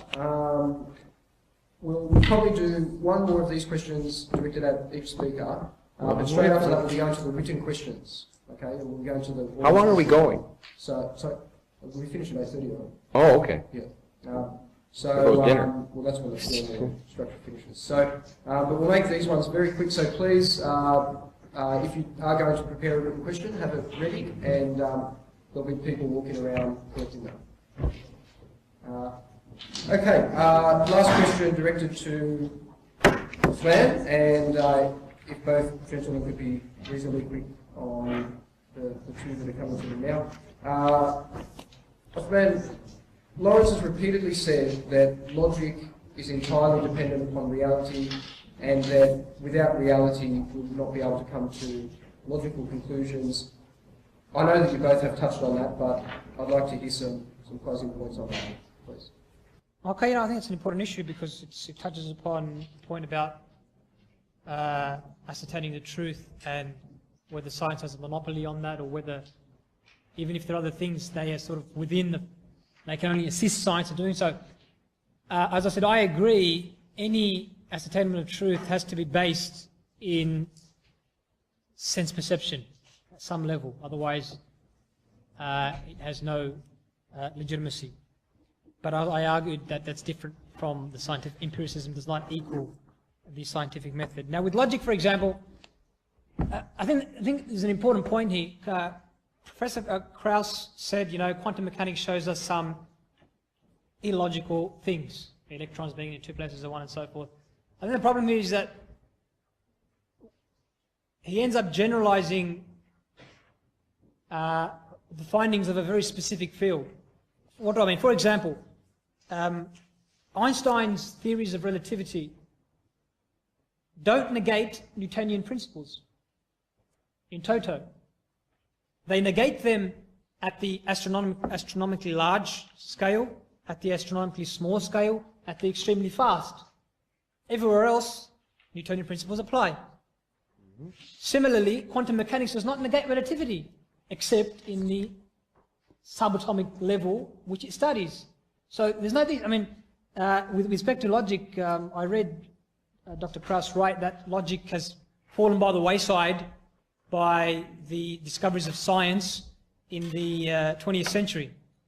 And what does that mean? Logic has fallen by the wayside because of science, so now we can't have logical conversations, I can't make a logical point anymore. And that'd be a problem. All of us would be having conversations as if we were speaking to our wives. We can't really use much logic. But serious. That doesn't mean, all it means, what we find in quantum mechanics, with respect to all it means in respect to logic, is that at that level, what we found, and obviously much more research needs to be done, is that classical propositional logic does not apply at that level. That's it. It doesn't mean that I cannot use Aristotelian logic anymore. Right? Having said that, I agree. The premises need to be based on sense perception. You can't just say something obviously that wouldn't make sense. I can't start with the premise that all pink elephants live on Mars and then come with a minor premise and the conclusion. No, there has to be sense perception. And that's why I said when I spoke about reports and logic, he said about reports, if someone tells you this, do you believe it? I said, if they inform you in a way that collusion is inconceivable, and that's at the strongest level. But the point is, all of these have principles, qualifications, and limitations. If you're at home, if someone calls and says, such and such has happened, or let's say, for example, your father has been in a car accident. Does that mean it's necessarily true? No, you make a mistake, could be playing a trick on you. Someone else calls you 2 minutes later, and then someone else, and then someone, and all these people are unrelated. Does that establish something for you? Maybe not necessarily, but at a stronger level. There comes a point where it is inconceivable that all these different people have been able to come together and collude on the same point. So again, it's context specific. But the point is, we can't generalize. Things apply in their areas with the limitations, and we need to understand them. And I was speaking about the philosophy of science that scientists should know, not about philosophy per se, which I think is an important qualification. Well, I don't want to take too much longer. Well, let me point out that you shouldn't base things on your senses. Science never says that. Your senses are often wrong. You can ask which hands that's in. I can do a lot of magic tricks for you, where your senses will give you the wrong answer. Science, in fact, often doesn't use your senses. In fact, you have to be willing to second guess your senses. Science is best based on falsifiable predictions, based on evidence that can then be falsified. And so, if you have the evidence of your senses are often wrong. For example, I was having a discussion with my dear partner last night while looking at the moon coming up over the Telstra Tower, if you were looking at the part of where we were living in Canberra, and she didn't believe me that the moon is no bigger when it's coming over the Telstra Tower, because the moon looks bigger when it's the horizon, it is up there. And most people think it's a property of the atmosphere, but it's not. The moon is exactly the same size when you see it there. I said, not that the moon gets bigger, but even the image, if you take a camera picture of it and measure the size of that image, it's different. Your senses are certainly not reliable. And science, again, always says second guess. So it's not your senses. And in that sense, that I never say that logic doesn't work. What I've said is that science, that logic has to be subjected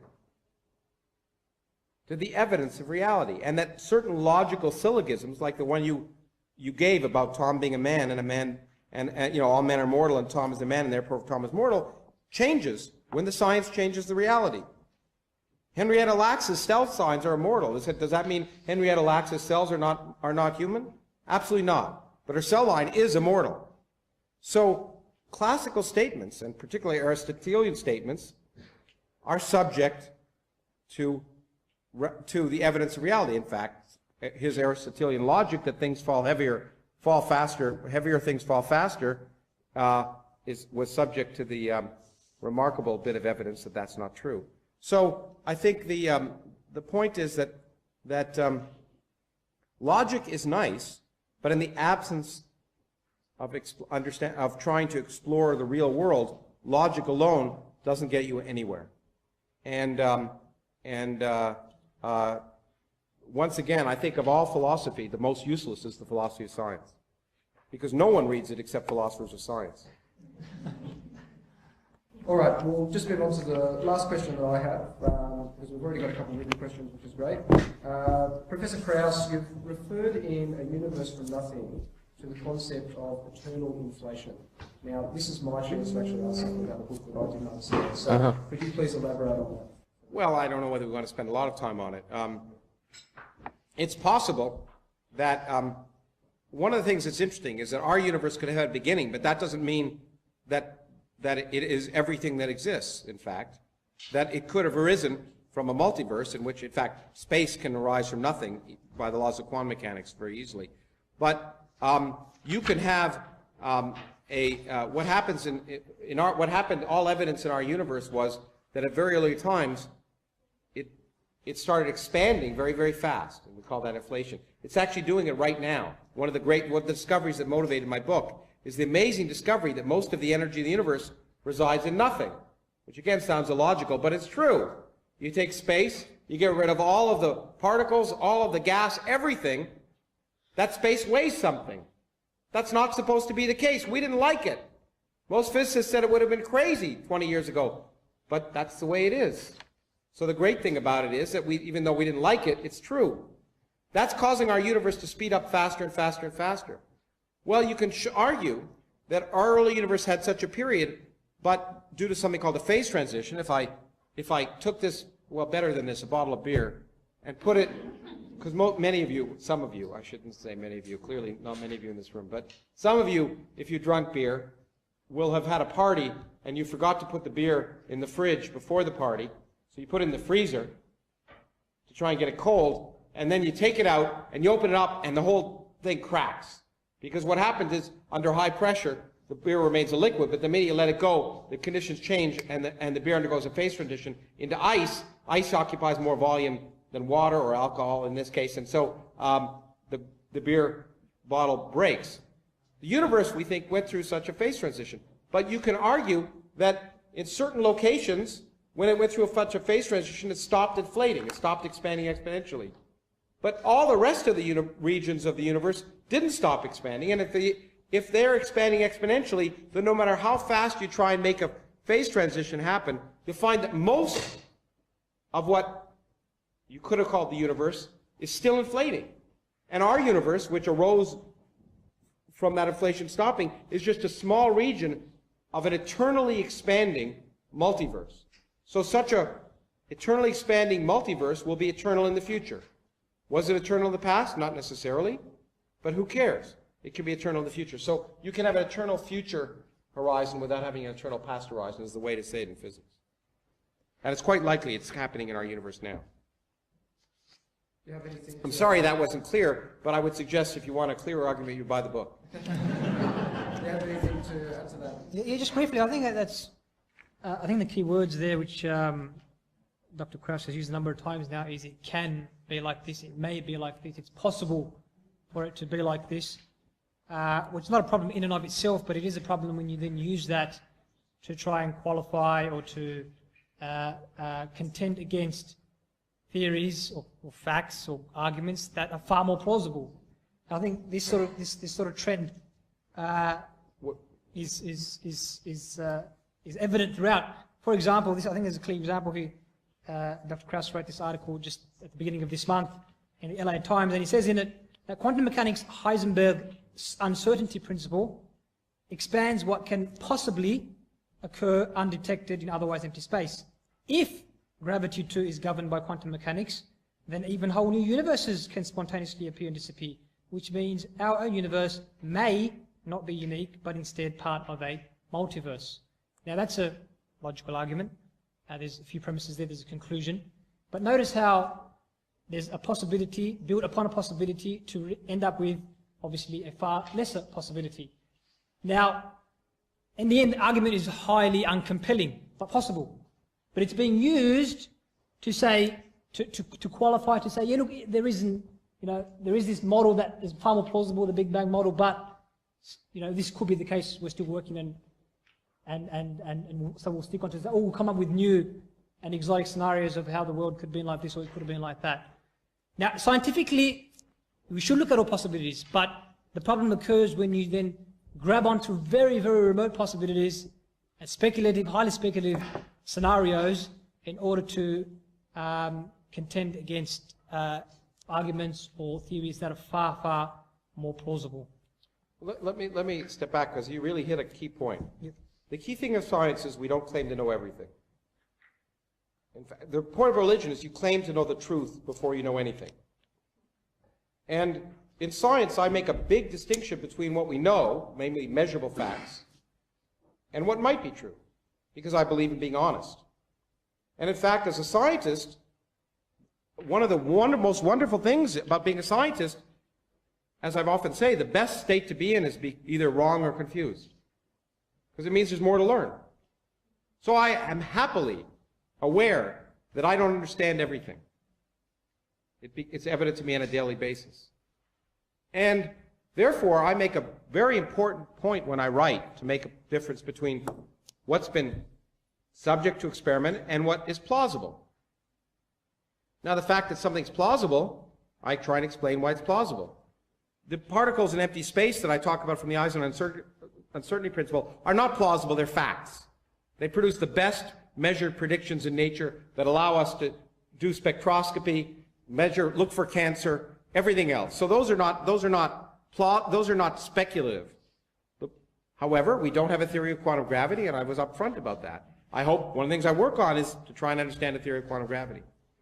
But I think it is a hallmark of the one beauty of science that we don't claim to know everything, but it is fascinating that we can ask what's plausible. Now, you say that this leads to an incredibly implausible possibility that space may have been created from nothing. Now, why that is implausible to you, I find amazing. Moreover, why it's more implausible to you than the claim that the universe is so complex that it required a being that was even more complex. But I won't ask where that being created, how that complex being was created, because I can't answer that question, so I'm going to make him eternal. Then I'm going to say that that complex being, which is more complex than the universe that I can't understand, created a universe, waited 4.5 billion years, waited 250,000 years for hominids to become reasonable, found an illiterate peasant before video recorders or anything else, and revealed the truth to him. Why you find that more plausible is remarkable to me. Please give both speakers a round of applause. Okay, basically I've divided the questions that I've got into those that are directed to either speaker, those that are directed to both, and those that are miscellaneous.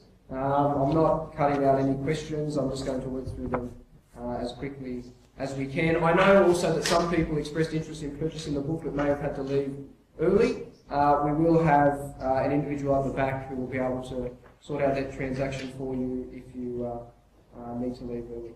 Okay, directed to both speakers, and gentlemen, if you could please keep your responses as concise as possible. We've got about 50 questions here.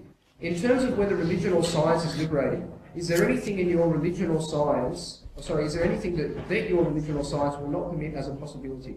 For example, Bostrom proposes that it is possible that it is more likely we're living in a simulation. This simulation would contain various religious figures. In principle, this hypothesis is falsifiable. Is it absolutely excluded in your worldview? We'll start with Osman. Yes, that is, and I think in most worldviews, even though some people may say theoretically no, but practically yes. And this is why I know Dr. Krauss has said some things about philosophy today. I'm not a philosopher as such, and I think there are problems with philosophy. This is one of them, where if you divorce the theory from the practice, anything can be a possibility. So the point is, if it is a simulation, when you cross a road, when you cross a busy road, and even if you assume it's not a simulation, if you're not willing to assume it's a simulation and walk without looking two ways, then you can put that falsifiable or not, that hypothesis aside. And so generally most philosophers, most theologians, most scientists agree that the world is not a simulation. And that's the type of thing that you simply cannot demonstrate, not scientifically and nor otherwise. Well, my answer is no. It's not impossible.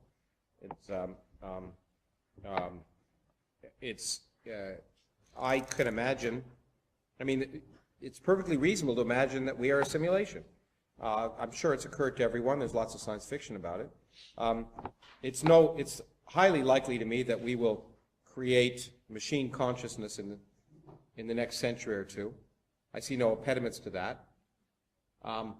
We have virtual worlds we can create now. Could we make a world that's complex enough so that the virtual creatures in that world felt that they had a consciousness? Absolutely. Could we create laws of physics which may even be different than the laws we have in our universe for those beings? We could. I don't know whether they'd be consistent. But so if we're in a very good simulation that's consistent, then there's no way to distinguish it from a reality. And the question, in that sense, is irrelevant. The question is, it's as real to us as reality. The question is, how does it work? And that's all that really scientists want to know, is how does it work so we can understand things, enjoy things, and make a better future. This question is directed to Dr. Krauss, and for those that are writing the questions, it's a combination of two because they were both very similar. You mentioned that as a result of religion, people are destroying buildings with planes and women are subjugated. What do you have to say about brutal foreign policy resulting in killing of thousands of people, and women are looked at as an object in society? And also, the scientifically developed world has the highest rate of suicide and other psychological illnesses. Can science address these issues? What do I say about brutal foreign policy? I think it's brutal and horrible. I don't see what that has to do with religion. Often it's the basis of religion. It's been based on far more violence has been done in the name of religion than anything else. But, that argument is made, and I think it's, so brutal foreign policy is bad. I don't know what else to say. In terms of, what was the second part of the question? Subjugating women, also science's solutions for suicide and psychological illness. Well, I mean, eventually, I hate to say it, but I do think that eventually science will understand the neural basis of many of our emotions, and whether it'll produce a brave new world or not, I'm not certain. But one of the things that science does do is take people with psychotic delusions and have developed drugs that help them. So we certainly don't understand consciousness. That's why I do physics, because it's so easy. Really, it's much more easy than understanding consciousness, which is a much more fascinating question, and I think about it all the time, but it's a complex issue. And so, but science has tried to help us understand the neurological basis of certain problems, from depression, some of which is chemically based, and we can treat people with drugs to improve that, to other neurological problems. So science can certainly help with that. Does science alone produce a world? Does science cause problems? Absolutely. The fact that I now can't go anywhere without being bombarded, the need to look for my email, is an awful thing. But but what we have to do is, if we're going to be able to deal with the societal problems of technology, we should understand it, try and educate people as broadly as possible, so that public policy can keep up with a rapidly changing world based on technology. All right, question to Uthman, and again, this is a combination of a few questions that are quite similar. If we assume that your presumption that infinity cannot exist in nature, how do you explain the creation of God? Explain simply who created God, and to add to this, it's sort of a supplementary. Some research has shown that human beings have a high propensity to feel the need for a greater purpose. Do you believe that this may have affected your beliefs? So I might be subject to the high propensity that everyone's subject to, perhaps. I don't know. Who created God? What was the first part of that question? So if infinity doesn't Yeah, exist in okay. nature, If infinity doesn't exist, who created God? I don't see how those two propositions are related in any form or way whatsoever. But nevertheless, I think the real question there is this one about who created God. The first point I'd make is that, and I think Dr. Krauss did this as well, responding to points made in the existence for God, or the arguments for the existence of God, that I just didn't make. I didn't say those things that he mentioned in the end about, because there's a beginning, there has to be a God, and then this God does this. Now, I gave a very specific argument, and if people can address that, that'd be easier. The point is that if we can't sense something empirically, we can't apply thought to it. So you can't ask the question, who created God, without addressing the question of, does God exist? Right? When you address this question, your starting point is what you can sense, what you can empirically observe. Now, that's what I did. When you do that, and you arrive at the understanding that God exists, you don't just arrive at the understanding that it's a God. There are attributes that come necessarily with it. And I showed you those. So if you can't have the infinite regress, if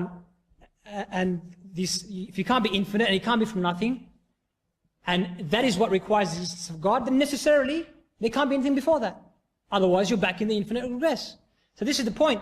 You need to work one step to the other step in a logical fashion. You can't start by asking the question, who created God?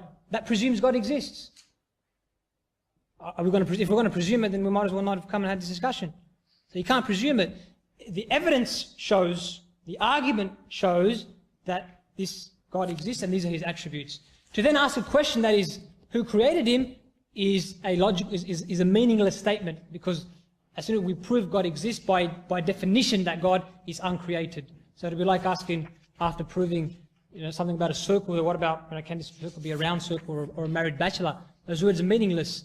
Not by presumption, but by the very way in which we establish that God exists in a logical and structured fashion.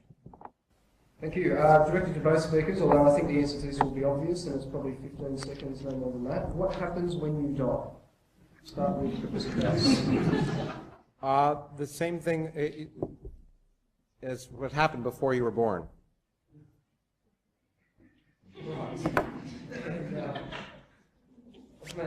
What happens when you die? Again, if we put this question within the context of our discussion, science can't answer that question. Clearly, you can't sense anything. Once you're dead, you're dead. No one's been able to go into the world of the dead. We may be able to. I don't know. Maybe. Well, in some religions, people haven't come back. Right. Okay. So, the only way to know that is through having discussed and proved the existence of God. You're going to have to assume that for this question is by being informed through some revelation. Now, I emphasized the point in my presentation that you cannot jump from God exists to the Quran is from God, or the Bible is from God, or any other scripture is. That has to also be substantiated rationally. And if we had time for that, I certainly would do that. There is some pamphlet at the back that put forth the argument. But once that is done, again, this is a prior point. Once that is done, then we are told that once you die, what happens is X, Y, Z. There is a resurrection. There's a day of judgment. There's heaven and hell. There's recompense, and the rest of it. None of which is empirically provable. But this is the point, that it rests on premises that are rationally provable. And this is how you move in a logical way from the natural to the supernatural, without having this bias against the supernatural in the first instance, where everything has to be natural unless you're forced to resort to the supernatural. Thank you. I would love to ask you a Dr. question. Krauss, again, I think that the answer to this question will be quite short. I may be wrong. You said no energy, effort, power, etc. is required to create a universe. Care to demonstrate by creating a universe for us? Now, I must emphasise that I'm reading the questions as given. So. We trust you. Well, there are lots of things I can't do for you in this room. I could, create a nuclear weapons explosion that would turn mass into energy, but I can't do it right now, and I think you're probably happy I can't. I'm certainly happy that most people who believe strongly in religion can't do it yet either, and certain religions. What I could demonstrate for you is that the laws of physics, this is what I can demonstrate for you if you're willing to follow the arguments, and that requires some willingness, is that the same laws of physics that allow you to drive here in your car lead irrevocably to certain conclusions. And that's why I would argue that certain fundamentalists who believe the earth is 6,000 years old, for example, and there are Islamic fundamentalists who believe that, there are Jewish fundamentalists, there are Christian fundamentalists, so this is not aimed at anyone in particular, but they're hypocrites. Because if they believe that, they should not get in a car or an airplane or turn on the lights, because the laws of physics that produce one irrevocably produce conclusions and predictions that can falsify the latter. So, and similarly, I can't help it, but yeah, anyway. There are things that I can't do in this room, but I can tell you, based on the things I can do, one can make predictions that you can test that will allow those things to happen. And unlike, say, making the revelation that God revealed himself in the Quran and the attributes of God are determined by that, as opposed to the attributes of Thor, Zeus, Hera, Jupiter, all of whom were strongly believed in by the people who somehow believed that God had those attributes. Thank you. One more written question to each speaker, and then we'll take live ones if there are any, and then the speakers will also have their closing remarks. So that answers one of the questions that came through. Uthman, do you think that the way your religion treats women enables them to be liberated? Absolutely, I do. And I think the easiest way to find that out is to ask, instead of, I think there's a trend in Orientalist studies, in Western studies of the Orient, to put yourself in the shoes of people who you think can't think for themselves, and to tell them how they need to think and how they're being oppressed. The simplest way is to ask Muslim women around you. There are Muslim women in the room. Ask them. They're not forced here in Australia. No one's putting a gun to their neck. Ask them whether they're liberated or they're oppressed. So again, the point is, I mean, to the extent that something is not empirically testable or falsifiable, it's subjective. It can't be objective, right? So a law, when we talk about social laws, legislation, economic policy, I mean, science can't do these things. They're going to be subjective. We can have a discussion about them, but to suggest that because it's one way, this is oppressive in one way, it's not, this is entirely subjective and is not built on any solid basis. You can argue either way, and that's why it needs to be grounded in something. I'm suggesting that our laws are not grounded in people sitting around in Parliament and thinking, and having childish fights and coming up with some legislation. I think that's bad. I think that's limited. You're restricted to human experiences. So our legislation is based on the revelation, which, as I said, needs to be substantiated. But once it is, then that's a solid, rational argument. Otherwise, to just pick out laws and to look at them either out of context or out of the coherent system, or is subjective judgments and nothing more. Thank you. And finally, to Professor Krauss, and I dare say that I can predict the answer to this as well. It might have something to do with reading your book. You said that the beginning of the world was the Big Bang. As a fact, it cannot be negotiated. Can you please tell me what was the cause for the Big Bang? Well, of course, one thing doesn't fall from the other. The Big Bang is a fact, as much as a fact as the Earth is round. I wish I knew the cause of the Big Bang. Namely, I wish I knew the laws of physics break down as we now understand them at t equals 0, because we don't have a quantum theory of gravity that I can. We have many facets that we understand the quantum theory of gravity must possess that suggest what is likely, but I don't know. And I'm proud of the fact that I don't know because it gives me something to work on. Thank you very much. Are there any live questions? Okay. Any dead questions? Now, for people that actually had a question, and we'll rely on honesty here, I know that you have one. For people that had a written question answered, or something close, put your hands down. Okay, all right, we'll start with you, please. This one goes with one. I have a very close Muslim friend. She's a woman. She's a first-year university student. One of the things she told me was that she had planned her life ahead. She knows that by the time she finishes her degree, she'll probably be married, and then she'll have children. She has her life planned ahead of her completely. How is this in any way not restricted? This is not, in her belief, she's not allowed to. I ask her if there were any other options. She disregards if there are no other options. There's only one point of view. If women are subject to one kind of belief, why do people have the right to decide whether or not a child that is not even like fully formed into a human form, why do people have the right to say, no, you can or you can't kill that unborn child, but have the right to say, this child, when it is born, it will be a religious child. It's going to be brought up as either a Muslim or a Christian or a Jew. Can you just clarify, when you say planned, did she plan it herself, or is it other people were planning this for her? She tells me that many girls, many Muslim women, already accept this plan. They say, we are going to, we know what's going to happen, we know how life will become. Yeah, so it's her own decision. I just want to find out whether it's her own decision. Yeah, it's her own based on whatever, Yep, it's her own decision. Otherwise, obviously, it's a different scenario. Well, I mean, the point is, it comes back to the same issue. All these points that we're discussing here, to the extent that they're discussions of social phenomena, how do you live your life, what's the best way, when to get married, to have children early or late. These are, science doesn't help us. There's the social things, either you leave it to your own mind, you look at what's around you, you depend on your community, on the religion or whatever it may be that you've grown up in, and you make a decision. The point is how to say that it's restrictive or not liberating is to come from a different worldview, to come, for example, from a liberal worldview and say, well, because we do things like this, that must be a problem. Now, how do we find it liberating? We find it liberating because we understand, yes, and there is restrictions, there are a lot of restrictions.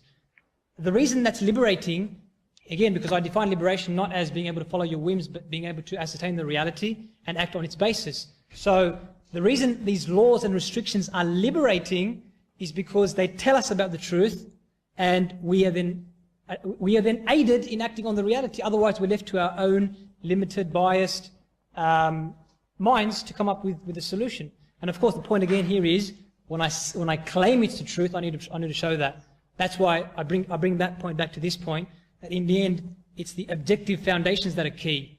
Once you settle them, all the subjective answers have to be grounded in those. But that's generally how we see restriction as liberation. I mean, it's like a child. A child wants to do whatever they want, but the parent says, "Oh, you should do this, don't do that, do this, be careful." You're restricting the child, right? Is that restrictive in a bad sense? It's not. You know better. Similarly, when the human becomes an adult, they're still, in relative terms, a child to how much they don't know about the world. So if there's a God, if there's a revelation, priors, which have to be objectively substantiated, then you can understand how laws are liberating and not restrictive. Can I comment? Sure. Yeah, I mean, I'm so offended by some of the statements there. But what you really hit it at the end. Yep. Religion treats adults as children. And says that adults, it's absolutely true, we tell children what to do because they're children. But if we're good parents, we realize as the children grow up and become adults, they have to make their own decisions. And we try and train them to make good decisions, because that's what good parents try to do. And we don't say, call me up, and I'll tell you what to do when you're 25 years old. And if we did, it wouldn't matter. And so the notion that human beings, when they become adults, are not capable of making decisions but must have a morality determined by the whim of the religion that your parents have to be in. Whether, you know, what's her name? I think I have it written here. Azami, whether she was liberated by being shot dead in 2005 in Gaza for the crime of being unchaperoned in a car with her fiancé, or whether the many girls who are liberated in India by being stoned for having committed the crime of being raped and dishonoring their family, whether that's liberating is just ridiculous to suggest that somehow morals are based on revelations which depend upon the sect that you happen to have, each of which has different morals. The fact that humans cannot determine for themselves as adults how to behave is the big problem with religion, because it keeps everyone as a children and suggests that someone else knows what's better for you on the basis of some book that was written by someone who claimed he knew the answers and has no proof that he did. Thank you for that. And we'll take one question for Professor Krauss. I'm sure that there'll be discussion afterwards, by the way, so don't feel as though this is here. How can you be liberated or inspired by atheism when atheism teaches that there is no afterlife, you cease to exist when you die you become nothing more than garden compost, and that we are simply a highly evolved form of pond scum? Isn't that a pretty depressing and uninspiring worldview, what I would call a theology of despair? By way of contrast, is not the belief that we are intelligently designed by God, are spiritual beings with a purpose, and have an eternal destiny far more liberating? And maybe Uthman might, after you finish, Uthman might get a comment on it as well. Well, as I tried to indicate at the beginning, I do have a philosophical bias, and I find that not liberating, but I'll explain why. I find my connections to the cosmos, as I've written, the fact that my atoms come from stars that have exploded, that will one day, that the atoms that Julius Caesar breathed out in his dying breath when he said, "Et tu, Brutus," I breathe in every moment of every day, that I'm connected to the people I'm supposed to hate, that I'm connected to all of humanity by those atoms on a daily basis. I find that spiritually inspiring. I find the fact that in this vast universe of 400 billion galaxies, each of which contain hundreds of billions of stars, that here in a remote corner in the middle of nowhere, we happen to evolve the consciousness that allow us to ask the questions that you just asked, inspiring. I find the fact that I have a consciousness and a rationality that can cause me to ask questions about the universe and answer them inspiring. In fact, the fact that I can make meaning in my own life, that I can enjoy music and literature, inspiring. I don't find inspiring the fact that someone else has created for me exactly what my past and future will be inspiring. I find that so disgustingly prohibitive that I can't imagine it. I can't imagine, in fact, how an eternity with my family would be anything I would ever want to have. Any comments? Yeah, just quickly, I think I agree that if we have to distinguish here between looking at the products of the worldviews and asking, are they liberating? And if we were to do that, so away from the substantiation, but the end products, I think it's very simple to suggest, or very clear, that the atheist worldview is hardly liberating. We're a dying race in a dying universe. And obviously you can go from that and make leaps of faith and still claim that we need to be good and we need to do X, Y, and Z, but that's something else. Nevertheless, I agree with Dr. Krauss that we should accept the universe as it is. So we can talk about, we can say, if it's like this, these are the implications, and I agree entirely that if that's the view, it is entirely not liberating, and you do need what some have called false lies. You need false lies in the atheist narrative to be able to live a fulfilling and liberating life. But again, the real discussion is, can you show that the universe is like that? Because if it is like that, even if you don't like it, you should accept it. I think that's an important distinction. Thank you very much, and thanks for the question. Sorry not everyone got to ask a question, but we are trying to keep to time. And as I said, there will be discussion afterwards. And just a reminder that everyone is invited to hang around for tea, coffee, biscuits, etc. in the foyer at the conclusion. I'll invite Uthman now to sum up in a little under 5 minutes or so, and then Professor Krauss will be given the same opportunity.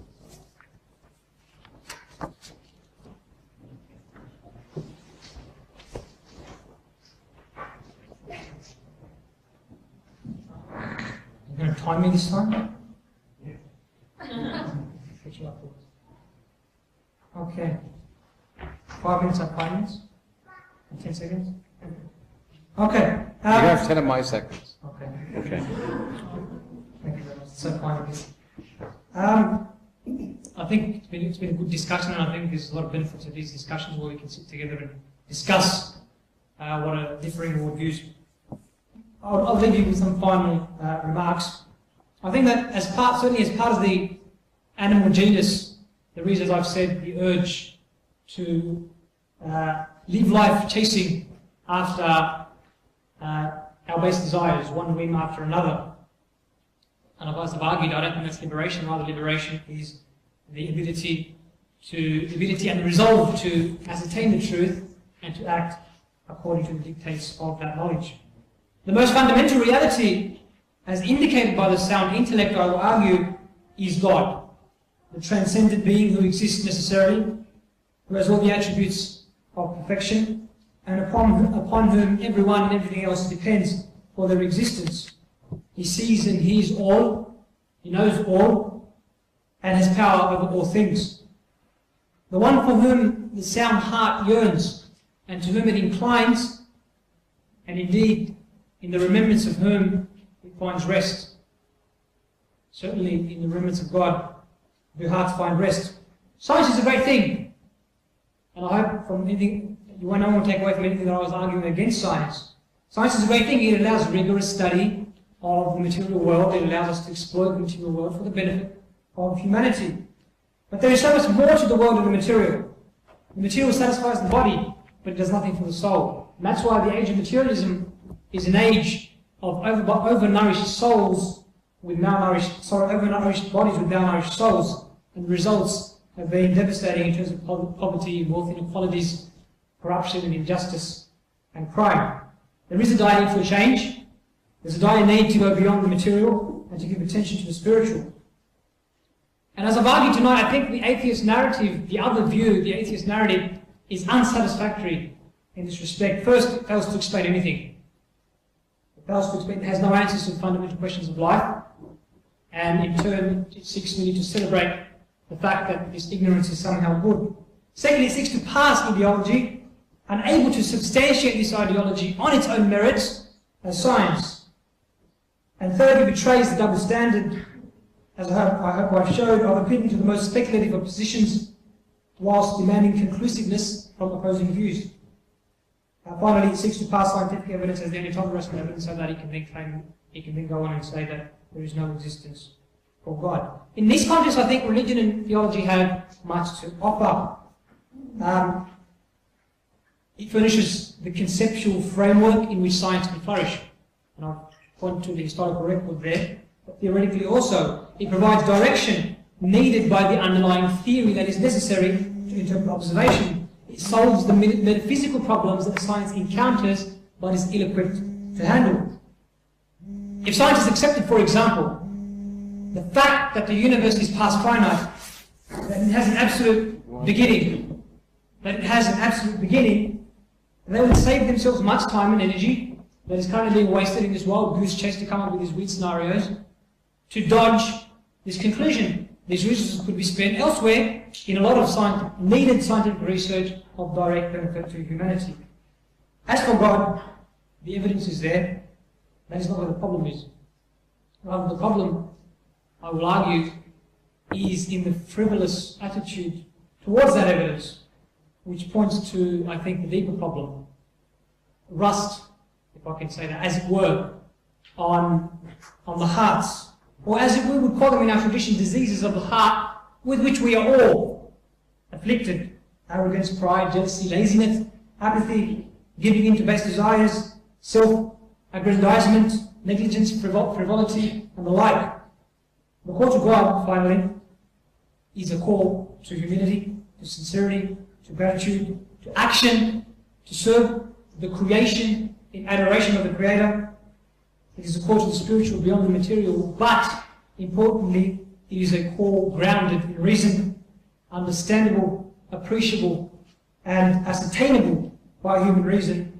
And this is a call that will liberate you And this is a call I ask you to give due consideration to with a sincere heart and an open mind. Thank you. Thank you very much.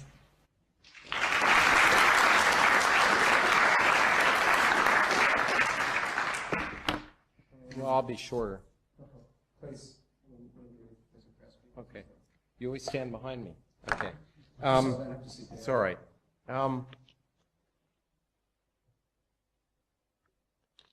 Well, this wasn't a debate on the existence of God. I wouldn't have had such a debate. I don't think it's worth debating.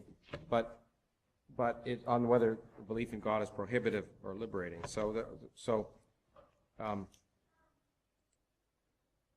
Now, in fact, my good friend Steven Pinker has written a recent book called The Better Angels of Our Nature. And in fact, the people who claim that the world, the materialist world is worse than it was are, of course, wrong by all the data. The data suggests that the world, in fact, violence has decreased over human history. Living in the Middle Ages, regardless of whether you were in the Islamic world or the Western world, was abysmally bad. None of you would want that. In fact, the world has gotten better. That's not to suggest there are incredible inequities, poverty, injustice. But it's gotten better. It's gotten better because we have a better understanding of ourselves and each other. It's gotten better because we now treat all humans as human beings, as opposed to, by the way, what many religious teachings suggested. And again, I'll just pick Mormonism because there's no Mormons in this room probably. Now we accept the fact that black people are human in most of the world, whereas of course the Mormons didn't until 1965 when they had a revelation that suddenly blacks were human beings. If we depend on revelation, we're lost because we rely on the people who are having the revelation. If it's Muhammad, he might have had a revelation that perhaps we should accept other religions, but then he would realize a little bit later that that revelation came from the devil. And maybe a good friend of mine written a book called The Satanic Verses about that revelation. And then he'd be condemned to death because he was suggesting that we think about that. Thinking is liberating.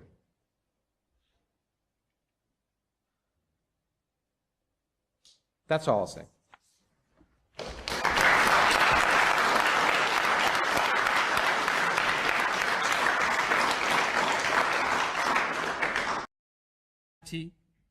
Is what allows us to be liberated, as opposed to acting on false conceptions, which are prohibitive, indeed dangerous, depending on how false and wacky they are.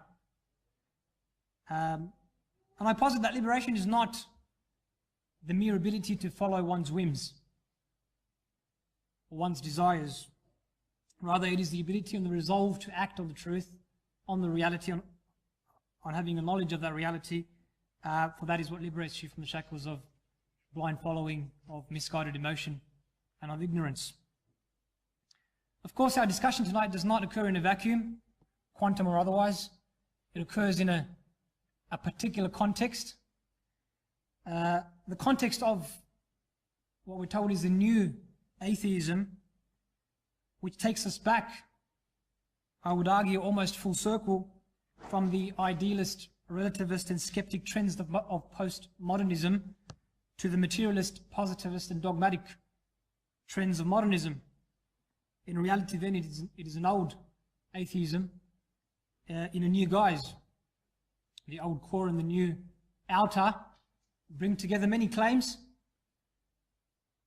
The presupposition of a clash or an exclusivity between religion and science, the claim of the superiority of the scientific method as a means of ascertaining truth, the advocacy of secular humanism, the claim that there is no evidence for the existence of God, and like claims. So in this initial presentation, I intend to comment briefly on these and related matters in arguing for the proposition that belief in God is liberating, and then from there we can open up through discussion and questions. The understanding that science and religion are at odds with each other, or that there is some type of exclusivity between the two, is superficial and wrong. In the Islamic tradition, for which I primarily speak when I speak of religion, science flourished under Islamic patronage. Muslim scientists were amongst the pioneers in developing the scientific method itself. Rosanna Guarini, a neuroscientist at the University of Rome, writes that according to the majority of historians, the Al-Haytham, known as Al-Hazan in Latin in the West, was the pioneer of the modern scientific method. David Lindbergh, a celebrated American historian of science, notes that the works of Muslim scientists, early Muslim scientists, influenced Roger Bacon, who in turn introduced the empirical method to Europe. Ibn Sina, Avicenna, is well known for pioneering the science of experimental medicine and for being the first physicist to conduct clinical trials. These are not just contributions of individual Muslims.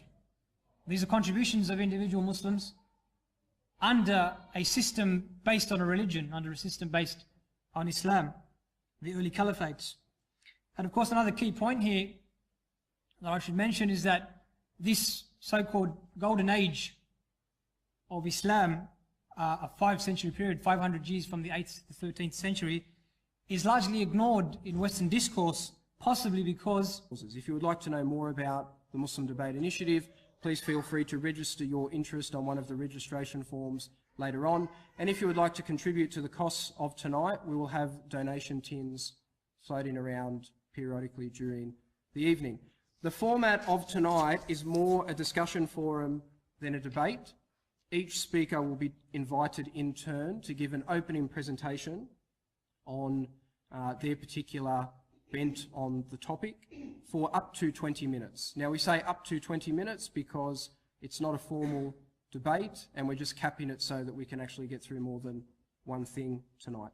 After each speaker has had about 20 minutes or so to present their overall opinions in turn, we're then going to have a moderated discussion where I, as the moderator, will present each speaker with a question either pertaining to a book that they've written or an article that they've written or the speech that they initially present, and they will then be given approximately 3 minutes to respond, and after that both speakers will have a couple of minutes to discuss the issue amongst themselves. Again, I'm saying about because we're being a little bit loose with the timings, just so that we can actually get information out there and deal with the points at hand. We're not really trying to make sure that the speakers focus on timing, more on the information that they're presenting. After that moderated discussion, we will then invite the audience to present questions. We will start with written questions, and there are slips of paper and pens up the back which we will be handing out in the next couple of minutes. The reason why we'll be starting with written questions is so that the speakers can take a look at what questions are going to be presented to them, but likewise so that individuals who may not be confident enough to initially stand up and ask a question can still participate in this part of the evening. And then after dealing with the written questions, with the time remaining, we'll take live questions from the audience. Finally, the evening will close with a short statement up to 5 minutes from each speaker, and of course then everyone will be invited for some tea, coffee and biscuits at the close, and as I said, we'll be selling copies of Professor Krauss's book. Other than that, it's probably best for me to sit down and allow the men to do their good work. So I'll invite Uthman Badar up to give his initial presentation of 20 minutes. Bismillah, salatu wassalam ala Rasulillah. I begin in the name of God, the gracious and merciful. I thank everyone for taking the time out tonight to be part of this important discussion. Dr. Krauss, moderator, and every one of you who is here tonight. Belief in God, lo and behold, I will be arguing, is indeed liberating. And I'll be doing that on the basis that it's an affirmation of the truth. It is the truth that liberates, and I don't mean that in its cliched sense. I mean that in the sense that to be able to act on the basis of the reality, on the basis of knowledge of the reality, ignoring which leads to many problems which I will argue are manifest in the atheist narrative and relevant to our discussion. First, it leads to ideology or ideology being passed as science. For example, Dr. Krauss, Professor Krauss, notes in an article he wrote last year that it is hard to think of a grander claim than the existence of a divine being. Clearly, this is a matter of opinion. An opinion based on a bias against the supernatural, or a bias for the natural and against the supernatural. An opinion which prejudices the inquiry, or the inquiry before it's even begun. In the same article he wrote, quote, "In science, when one is trying to explain and predict data, one tries to explore all possible physical causes for some effect before resorting to the supernatural. Yet surely one should not resort to anything in any sincere inquiry. We don't resort to anything. Rather, you follow the evidence and you affirm that which the evidence leads to. And in doing so, to preference the natural over the supernatural is ideology, plain and simple, and reveals, I think, the materialist and the naturalist tendencies underpinning much of modern science. There is no rational or scientific reason as to why the supernatural should be a last resort. The supernatural is, after all, no more than that which is extra-spatial and extra-temporal, that which is beyond space-time, which define the natural world.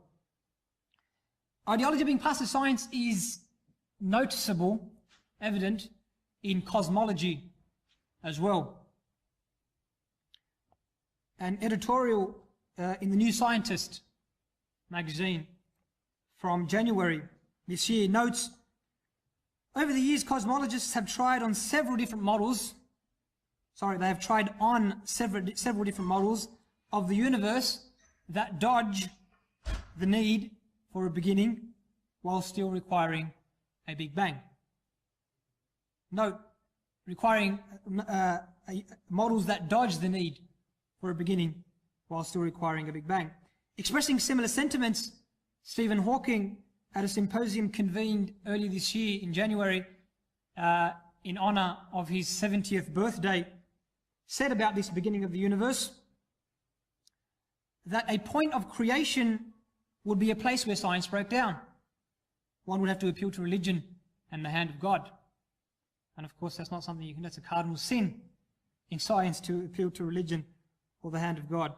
Lisa Grossman, reporting in the New Scientist on that same meeting, that symposium, wrote one bold proposal. She was reporting about one of the papers presented by Alexander Vilenkin. One bold proposal suggests that the universe is not eternal, resurrecting the thorny question of how to kickstart the cosmos without the hand of a supernatural.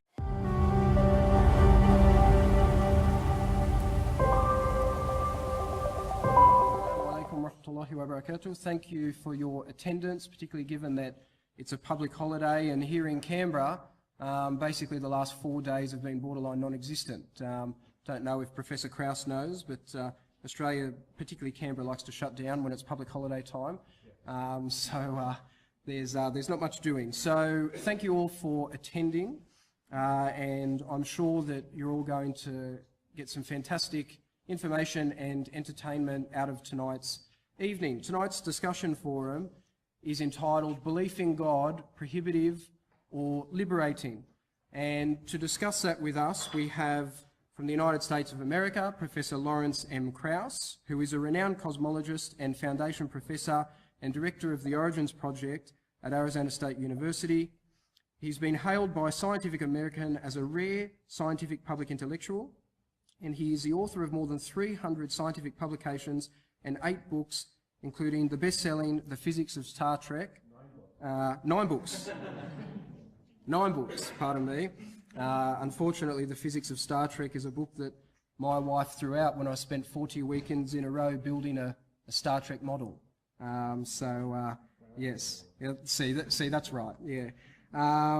He received his PhD in physics from the Massachusetts Institute of Technology in 1982, and then joined the Harvard Society of Fellows. In 1985, he joined the Faculty of Physics at Yale University, moving in 1993 to become chairman of the physics department at Case Western Reserve University before taking up his current position at the Arizona State University in 2008. We also have Uthman Badar, who is the media representative for Hizb ut-Tahrir in Australia.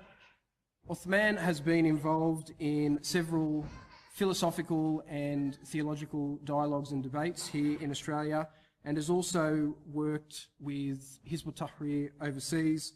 Uthman is heavily interested in the philosophy pertaining to theology and also the importance of belief in God in everyday life. So these are the two gentlemen that we'll be discussing, not so much from me. However, I will take this opportunity to illustrate to you the format for tonight's discussion and also do two shameless plugs. The first shameless plug is that there are copies of Professor Krauss's latest book, A Universe from Nothing, being sold up the back. They are $30 each.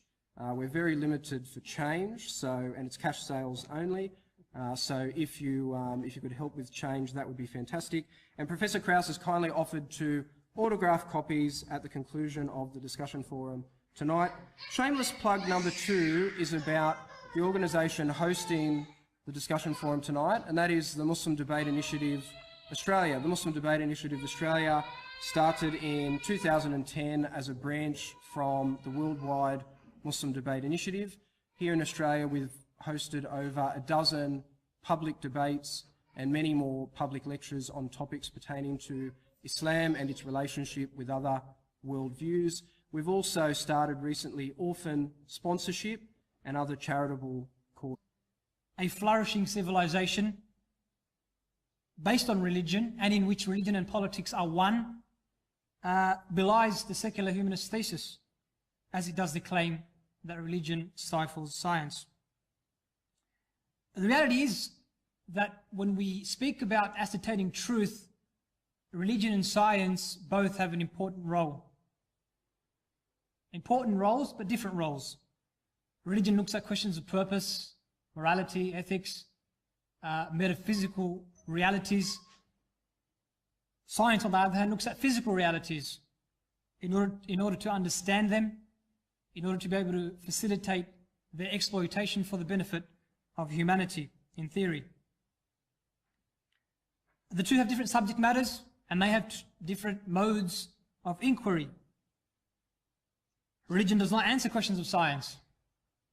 In turn, science is unable to answer questions of metaphysics, purpose, and ethics. It tells us how things are, but it cannot tell us how things should be. This is an important point. Those scientists who deprecate the philosophy of science simply do not appreciate or choose to ignore the limitations of science. Yet, of course, no tool can be properly used without an understanding of its boundaries, its limitations. The scientific method, as is well known, consists in systematic observation, measurement, experimentation, the formulation, testing and modification of hypotheses.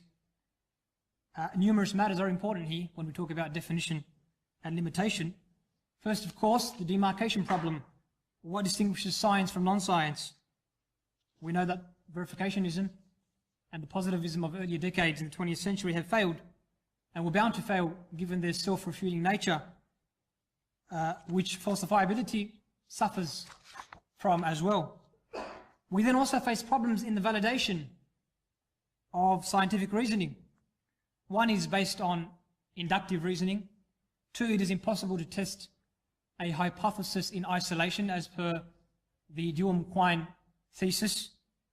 The implication of which is important. The implication of which is to restrict science to areas of what are called intersubjective objects or topics. That is to say, areas where there is general agreement on the nature of the observations involved. And that's relatively easy with physical phenomena, much harder with mental or social phenomena, and extreme or difficult in the extreme on matters of theology or morality, and thus these latter remain outside the purview of science. 3, the interpretation of observations is necessarily theory-laden. Observation can only arbitrate between competing hypotheses within the context of an underlying theory.